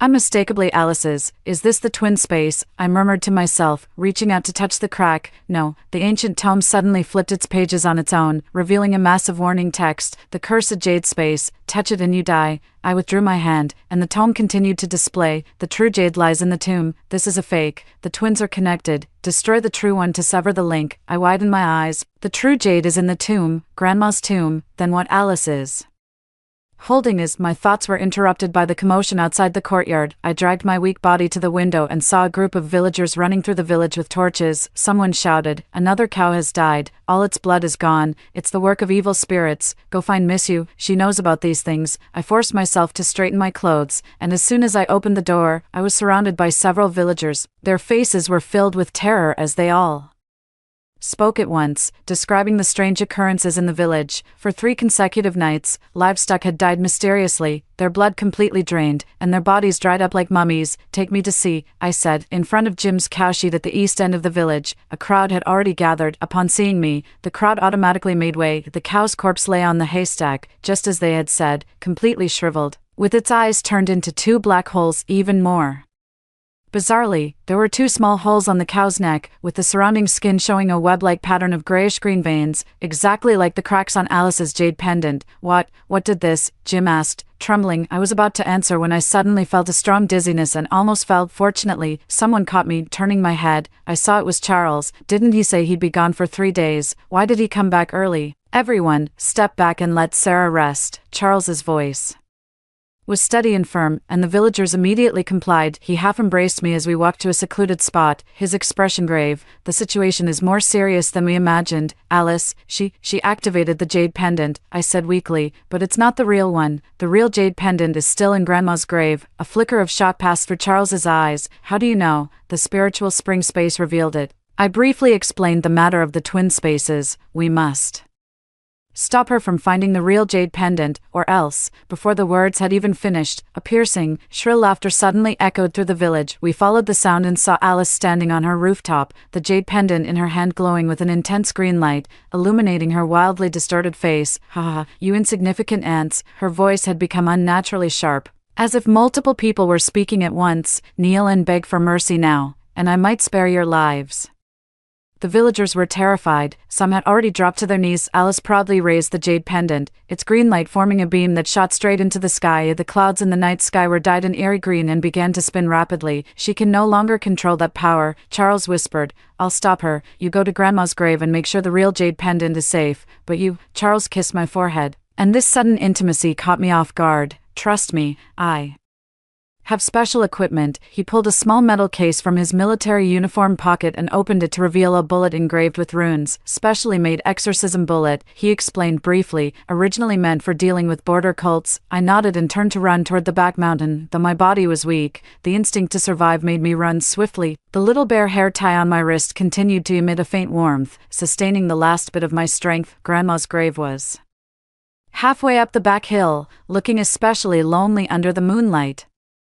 As I approached, I gasped. The grave had been dug open, the coffin lid was thrown aside, and Grandma's body lay exposed under the moonlight. I trembled as I approached, astonished to find Grandma's hands folded over her chest, with something seemingly pressed beneath her palms, gently moving aside her cold hands. A jade pendant, identical to the one in my memory, lay there quietly. However, this one was entirely white, without a single crack. "This is the real one." I carefully picked up the jade pendant. The moment it touched my hand, a warm energy flowed through my entire body, temporarily dispelling the feeling of weakness. At that moment, footsteps sounded from behind. I turned around and saw Alice standing at the edge of the tomb, her clothes tattered, her eyes glowing with a green light. The cracks on the counterfeit jade pendant in her hand had spread across its entire surface, as if it might shatter at any moment. "So it is here after all," she sneered. "Give me the real jade, not a chance." I shielded the real jade pendant against my chest. "Look at yourself. You've been corrupted by dark forces." Alice looked down at herself. A faint green light pulsed beneath her skin, as if countless tiny insects were crawling beneath the surface, but she only laughed. "So what? This power makes me stronger than ever before." She leaped into the tomb and lunged at me. I barely dodged, but my weakened body was still knocked to the ground by her. The genuine jade pendant flew out of her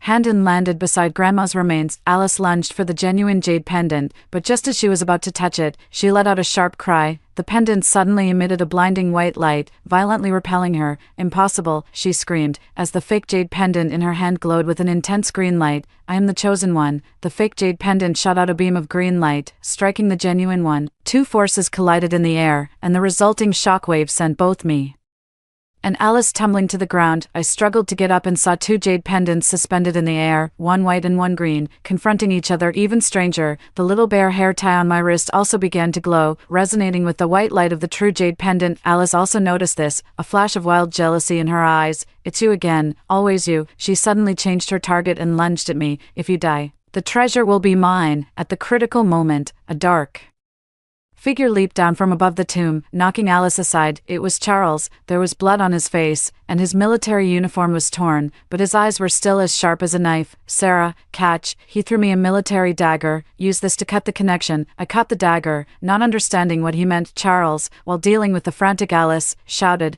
"Look at the ground." I looked down and was stunned. Countless thin red lines had appeared on the ground at some point, stretching like blood vessels from Alice's wrist, some connected to the fake jade pendant, while others were actually connected to the little bear hair tie on my wrist. This is the physical manifestation of the twin space. Suddenly, it dawned on me. I raised the dagger and slashed at those red lines. No. Alice let out an inhuman scream as the counterfeit jade pendant erupted with a blinding green light. Charles was thrown back by an invisible force, crashing heavily against the tomb wall. The moment the red thread was severed, both jade pendants emitted a piercing, dazzling light. I felt a sharp pain shoot through the hair tie, as if something had been violently torn away. After the intense light, the counterfeit jade pendant fell to the ground with a crack, shattering into several pieces. Alice knelt on the ground, scratching her arms in agony as the green light beneath her skin frantically surged. The genuine jade pendant slowly floated back into my hand, its white light now much Gentler, I immediately looked over at Charles. He had already gotten up, and though disheveled, he seemed to be unharmed. We must hurry back to the village. Charles helped me up. The villagers are being affected by evil energy and have started attacking each other. Before leaving, I took one last look at Grandma's remains. Strangely, her face looked more serene than when she was buried, even carrying a faint smile. I gently closed the coffin lid again, promising to return someday for a proper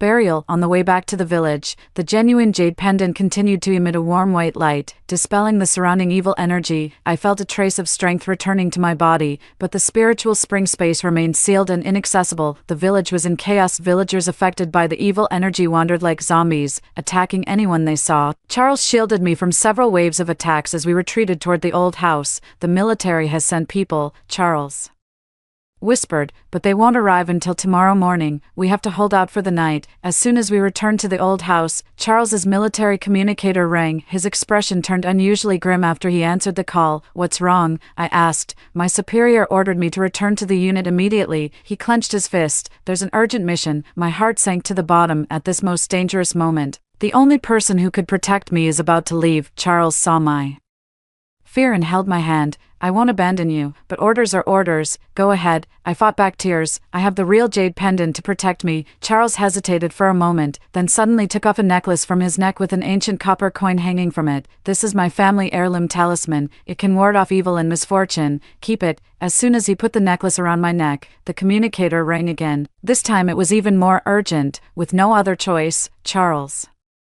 quickly kissed my forehead. "Lock the doors and windows, and don't open them for anyone. The military will arrive tomorrow morning." After seeing Charles off, I locked all the doors and windows and drew the curtains. The genuine jade pendant lay on the table, emitting a steady white light. I tried to enter the spiritual spring space again, but still failed. However, when I held the genuine jade pendant, a piece of information suddenly surfaced in my mind. When the spiritual spring merges with the black soil, it can produce a sacred antidote, but the space will be destroyed. Be cautious, be cautious. I trembled all over. This is the way to save the villagers, but at the cost of losing the spiritual spring space. Without hesitation, I gripped the jade pendant. "Tell me how to do it." The jade pendant emitted a flash of white light, and a complex ritual process appeared in my mind. I needed to bury the genuine jade pendant together with the hair tie in the black soil, recite a specific incantation, and let the two forces merge. The problem is, I can't get into the space right now. How do I bury the stuff? As if responding to my confusion, the little bear hair tie on my wrist suddenly grew warm. Immediately after, a small black hole appeared in front of me, just big enough for a hand to reach into. This is the last chance. I took a deep breath, stuffed the real jade pendant and the hair tie into the black hole, and recited the incantation as instructed in my mind. With the spirit spring as the guide, the black earth as the foundation.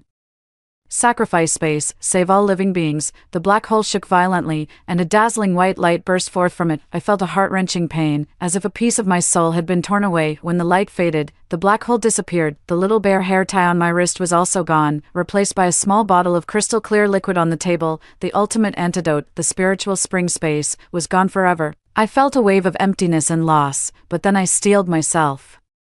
Exchanging space for hundreds of lives is worth it. Outside the window, the villagers' howls grew closer. I gripped the life-saving potion, ready to face the final darkness before dawn. As dawn began to break, I held the antidote and peered through the window crack to assess the situation outside. The villagers are still wandering, but their movements are much slower than last night, like toys that haven't been fully wound up. After the true jade pendant merged with the hair tie, I lost the spiritual spring space, but a warm current began to flow slowly through my meridians. I tried to guide this energy to my fingertips, and a faint white light actually appeared. Is this the power of the true jade pendant? I murmured to myself, gently pushing open the door. The first to find me was Aunt Jane next door. She turned her head mechanically, her eyes dull and lifeless, a strange smile hanging at the corner of her mouth. "Miss you. Fairy Lynn is looking for you." Fairy Lynn. A chill ran through my heart. Has Alice already declared herself a fairy overnight? Aunt Jane suddenly lunged forward, her withered fingers clawing at my face like an eagle's talons. I sidestepped to dodge, then gently tapped her forehead in one fluid motion. A flash of white light vanished from my fingertip, and Aunt Jane shuddered, the cloudiness in her eyes gradually fading. What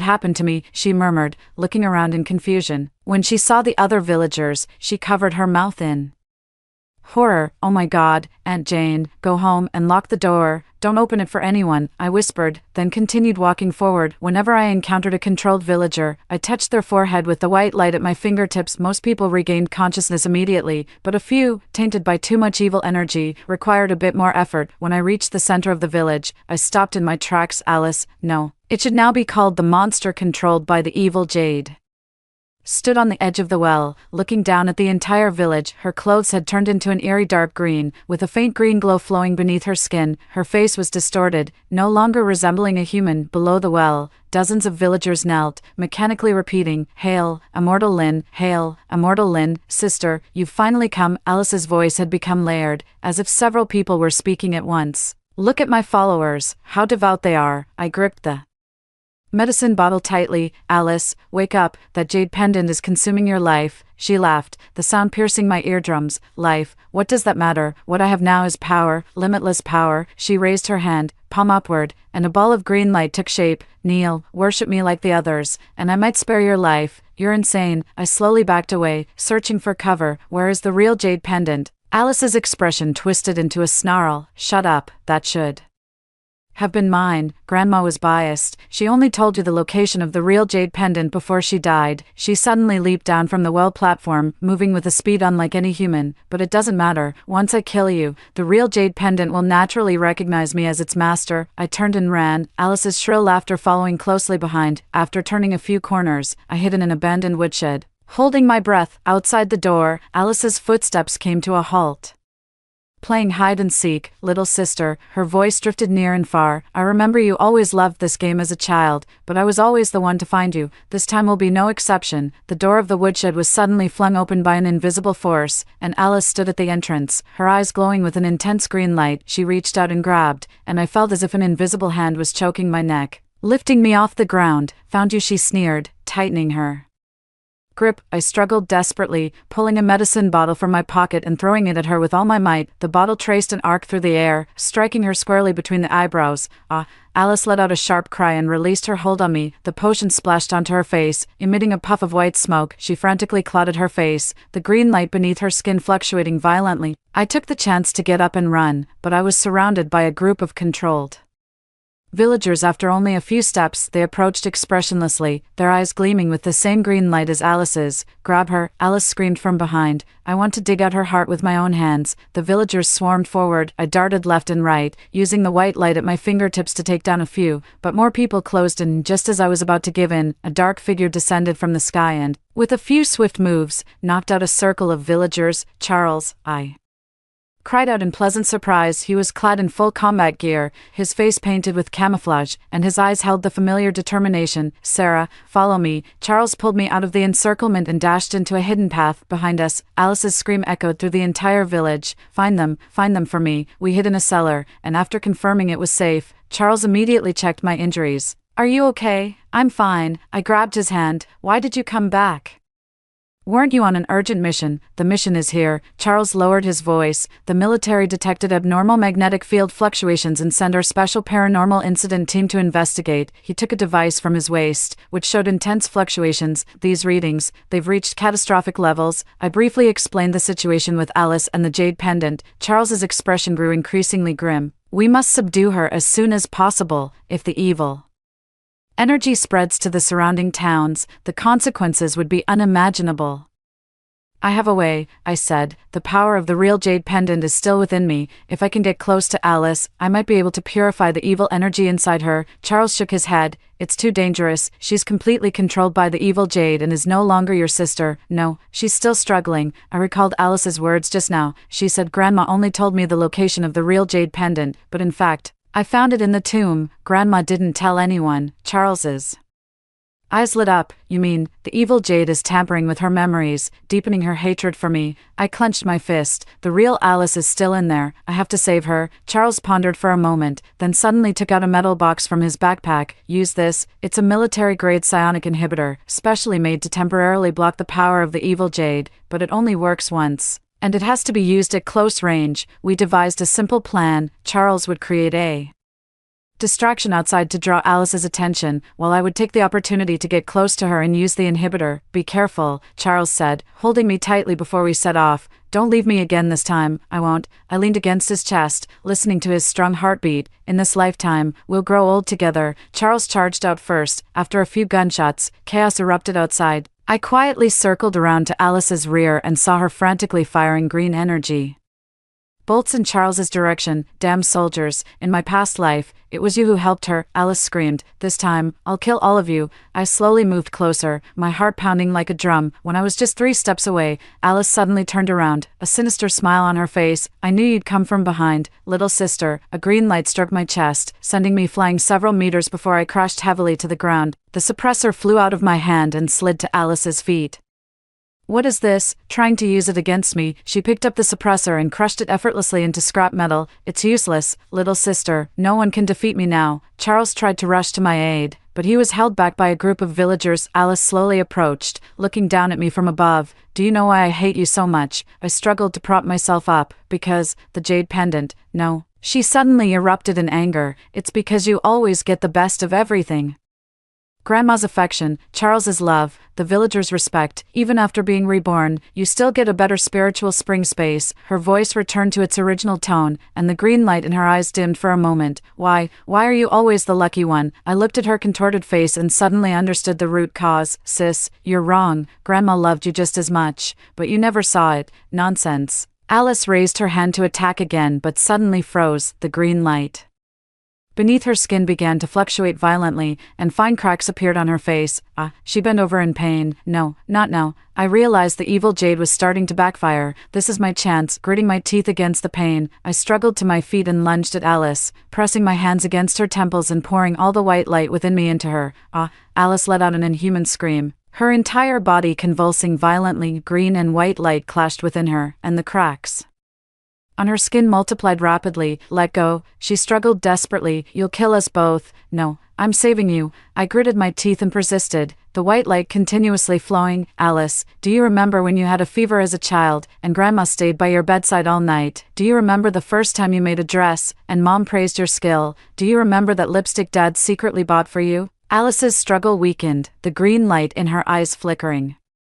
Uncertainly, they all love you. It's just that you're too fixated on comparisons to see the happiness you already have. My voice choked up. In this life, I had hoped to get along well with you. Alice suddenly let out a heart-wrenching scream, and a blinding green light erupted from within her, violently throwing me backward. I crashed against the wall. My vision went dark, and I nearly lost consciousness. In my blurred vision, I saw Alice kneeling on the ground, green fragments being expelled from her body. They were the remnants of that counterfeit jade pendant. With each piece expelled, she grew weaker, until she finally collapsed to the ground, restored to her original appearance. The surrounding villagers also fell one after another, dark energy emanating from their bodies. Charles rushed to my side and helped me up. Sarah, are you okay? I'm fine. I weakly pointed at Alice. Check on her. Alice lay on the ground, breathing weakly. Her skin was covered in fine cracks, like a porcelain doll that might shatter at any moment. I crawled to her side and found she was still conscious. Why did you save me? She asked, her voice barely a whisper. Because you're my sister, I said softly, taking her hand. In this life, I still choose to forgive. 2 streams of tears flowed from Alice's eyes, trickling down her cracked cheeks. I'm sorry. Just then, the distant roar of a helicopter could be heard. Charles's expression changed. The military's main force is here, Sarah. We have to leave immediately. According to protocol, all individuals involved in paranormal incidents must be taken in for research. What about Alice? Charles shook his head heavily. In her condition, I'm afraid she'll be dealt with on the spot. I looked at the dying Alice and made a decision. Take her with us. What? She is my sister, I said firmly. I will heal her. Charles and I locked eyes for a moment before he finally nodded. All right, but we must act immediately. He carried Alice on his back, and I followed closely behind as the 3 of us ran toward the deep mountains behind the village. Behind us, the helicopter's searchlight had already swept across the center of the village, and the military's commands echoed through a loudspeaker. Everyone, stay where you are. Repeat, everyone, stay where you are. We ducked into the dense forest, temporarily evading capture, but Alice's condition was getting worse.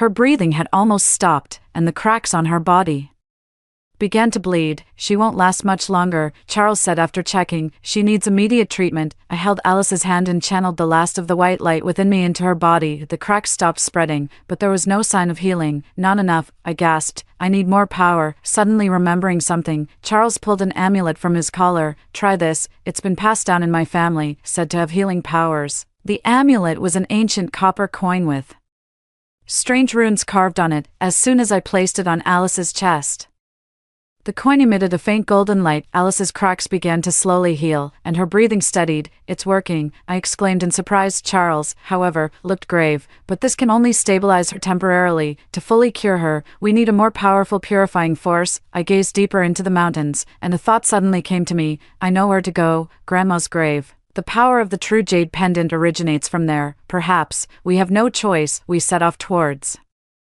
Grandma's grave under the cover of night. Alice's life, the safety of the villagers, and the future of Charles and me all depend on this last hope. The mountain path glowed pale under the moonlight. Charles carried the barely conscious Alice on his back, and I followed closely behind as the three of us struggled through the dense forest. Indiana, the distance behind us. Military searchlights occasionally swept across the treetops, with the sound of barking dogs and radio static fading in and out. How much farther? Charles whispered, his military uniform already soaked with sweat. Almost there, I panted, pointing toward the mountainside. Just beyond that patch of pine trees. Alice let out a faint moan on Charles's back, and the cracks on her skin began to bleed again. The glow of the copper coin amulet was growing weaker. We had to hurry to Grandma's grave. Passing through the last patch of bushes, the view suddenly opened up. Grandma's grave remained in its dug-up state, the coffin lid tilted to the side, looking particularly desolate under the moonlight. I jumped into the grave and carefully examined my grandmother's remains. I hadn't noticed it in the rush last time, but now I realized that the way her hands were folded seemed odd,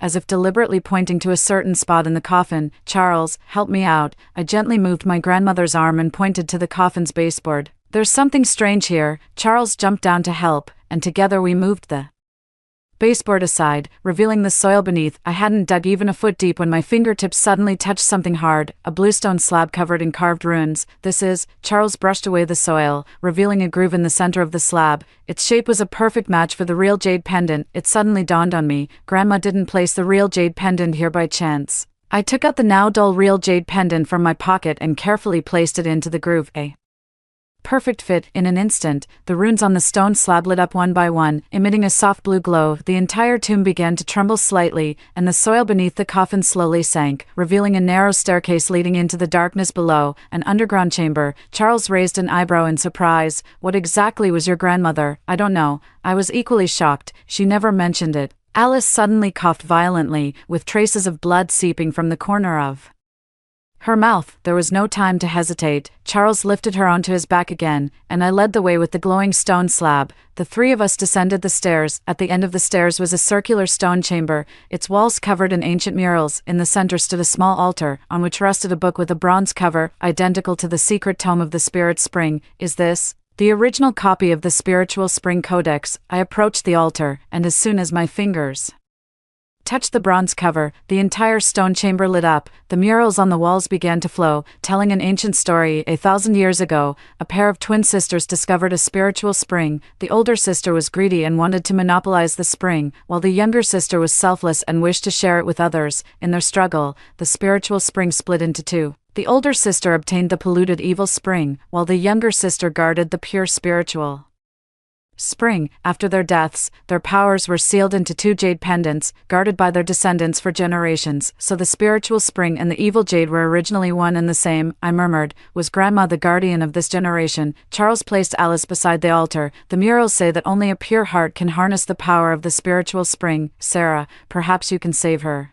I knelt beside Alice, holding her cold hand. The cracks on her skin had spread all over her body, like a porcelain doll that would shatter at the slightest touch. How can I save her? The spiritual spring space has already disappeared. The bronze secret tome suddenly opened on its own, stopping on a page. A person is depicted placing a hand on another's chest, with two jade pendants floating between them. You must merge your powers, Charles interpreted. Use the genuine jade pendant to guide the dark jade energy within her and transform it into spiritual power. I took a deep breath, placed the genuine jade pendant on Alice's chest, and pressed my other hand against her forehead. Closing my eyes, I focused on the faint warmth still lingering within me, slowly guiding it through my arm and into Alice's body. At first, nothing happened. Suddenly, Alice's entire body convulsed violently, and a green light burst from within her, clashing fiercely with the white light of the true jade pendant. Hold on. Charles pressed down on my shoulders. She's resisting. I gritted my teeth and continued to channel energy. Memories of Alice flood my mind, how she shielded me from my father's rod when we were kids, secretly shared half a candy with me, mended my torn clothes for me. Sis, come back, I choked out. I forgive you.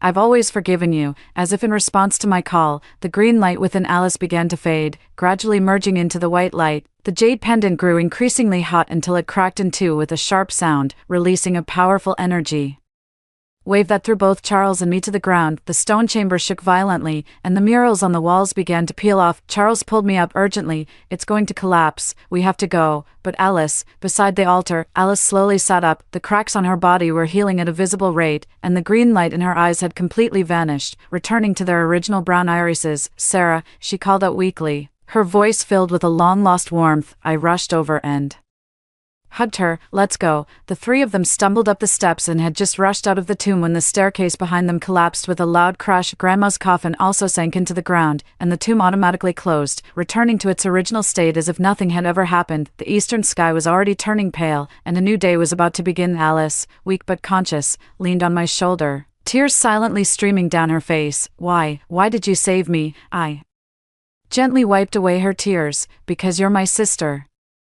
The village at the foot of the mountain gradually awoke. As the evil jade's power faded, the controlled villagers returned to normal. The military helicopters were still circling but had ceased their search. Charles's communicator suddenly rang. After answering, his expression shifted from tense to relaxed. The higher-ups have ordered the operation to be halted. All anomalies have disappeared. He looked at Alice. Your warrant has been revoked. The military believes you're a victim, not the mastermind. Alice lowered her head. I really did so many wrong things. There's a chance to make amends. Charles patted her shoulder. For now, let's find a safe place for you to rest. 3 months later, the village returned to peace. Alice had mostly recovered, though faint marks remained on her skin, like a kind of reminder. She voluntarily apologized to the entire village and used her savings to compensate the affected villagers for their losses. Charles and I held our wedding in the spring. It was simple but warm, and the whole village came to offer their blessings. What was most surprising was that Alice sent a hand-embroidered wedding curtain, featuring mandarin ducks with intertwined necks and twin lotus flowers on one stalk. I don't ask for your forgiveness, she said with her head lowered. I just want you to know that I've changed. I took the wedding curtain and gave her a hug. We will never have the closeness of ordinary sisters, but at least the chain of hatred has been broken. After marriage, Charles and I started an eco-farm in the village, using ancient cultivation methods recorded in the Spirit Spring Secret Manual. We avoided chemical fertilizers and pesticides, yet the crops thrived. The farm quickly became a model for the entire county, even attracting visits and inspections from provincial leaders. Alice went to the county town and started working at a clothing factory. I heard she is very skilled and has already been promoted to a team leader. On every holiday, she would send gifts, sometimes a piece of clothing, sometimes a pair of handmade shoes. As for the spiritual spring space, it has indeed vanished forever, but interestingly, whenever I focus on cultivating crops, a warm glow occasionally flashes at my fingertips, making the plants grow exceptionally lush. Charles says that it is the inner light within me, more precious than any external power. We renovated Grandma's gravesite and planted her favorite gardenias. Sometimes, passing by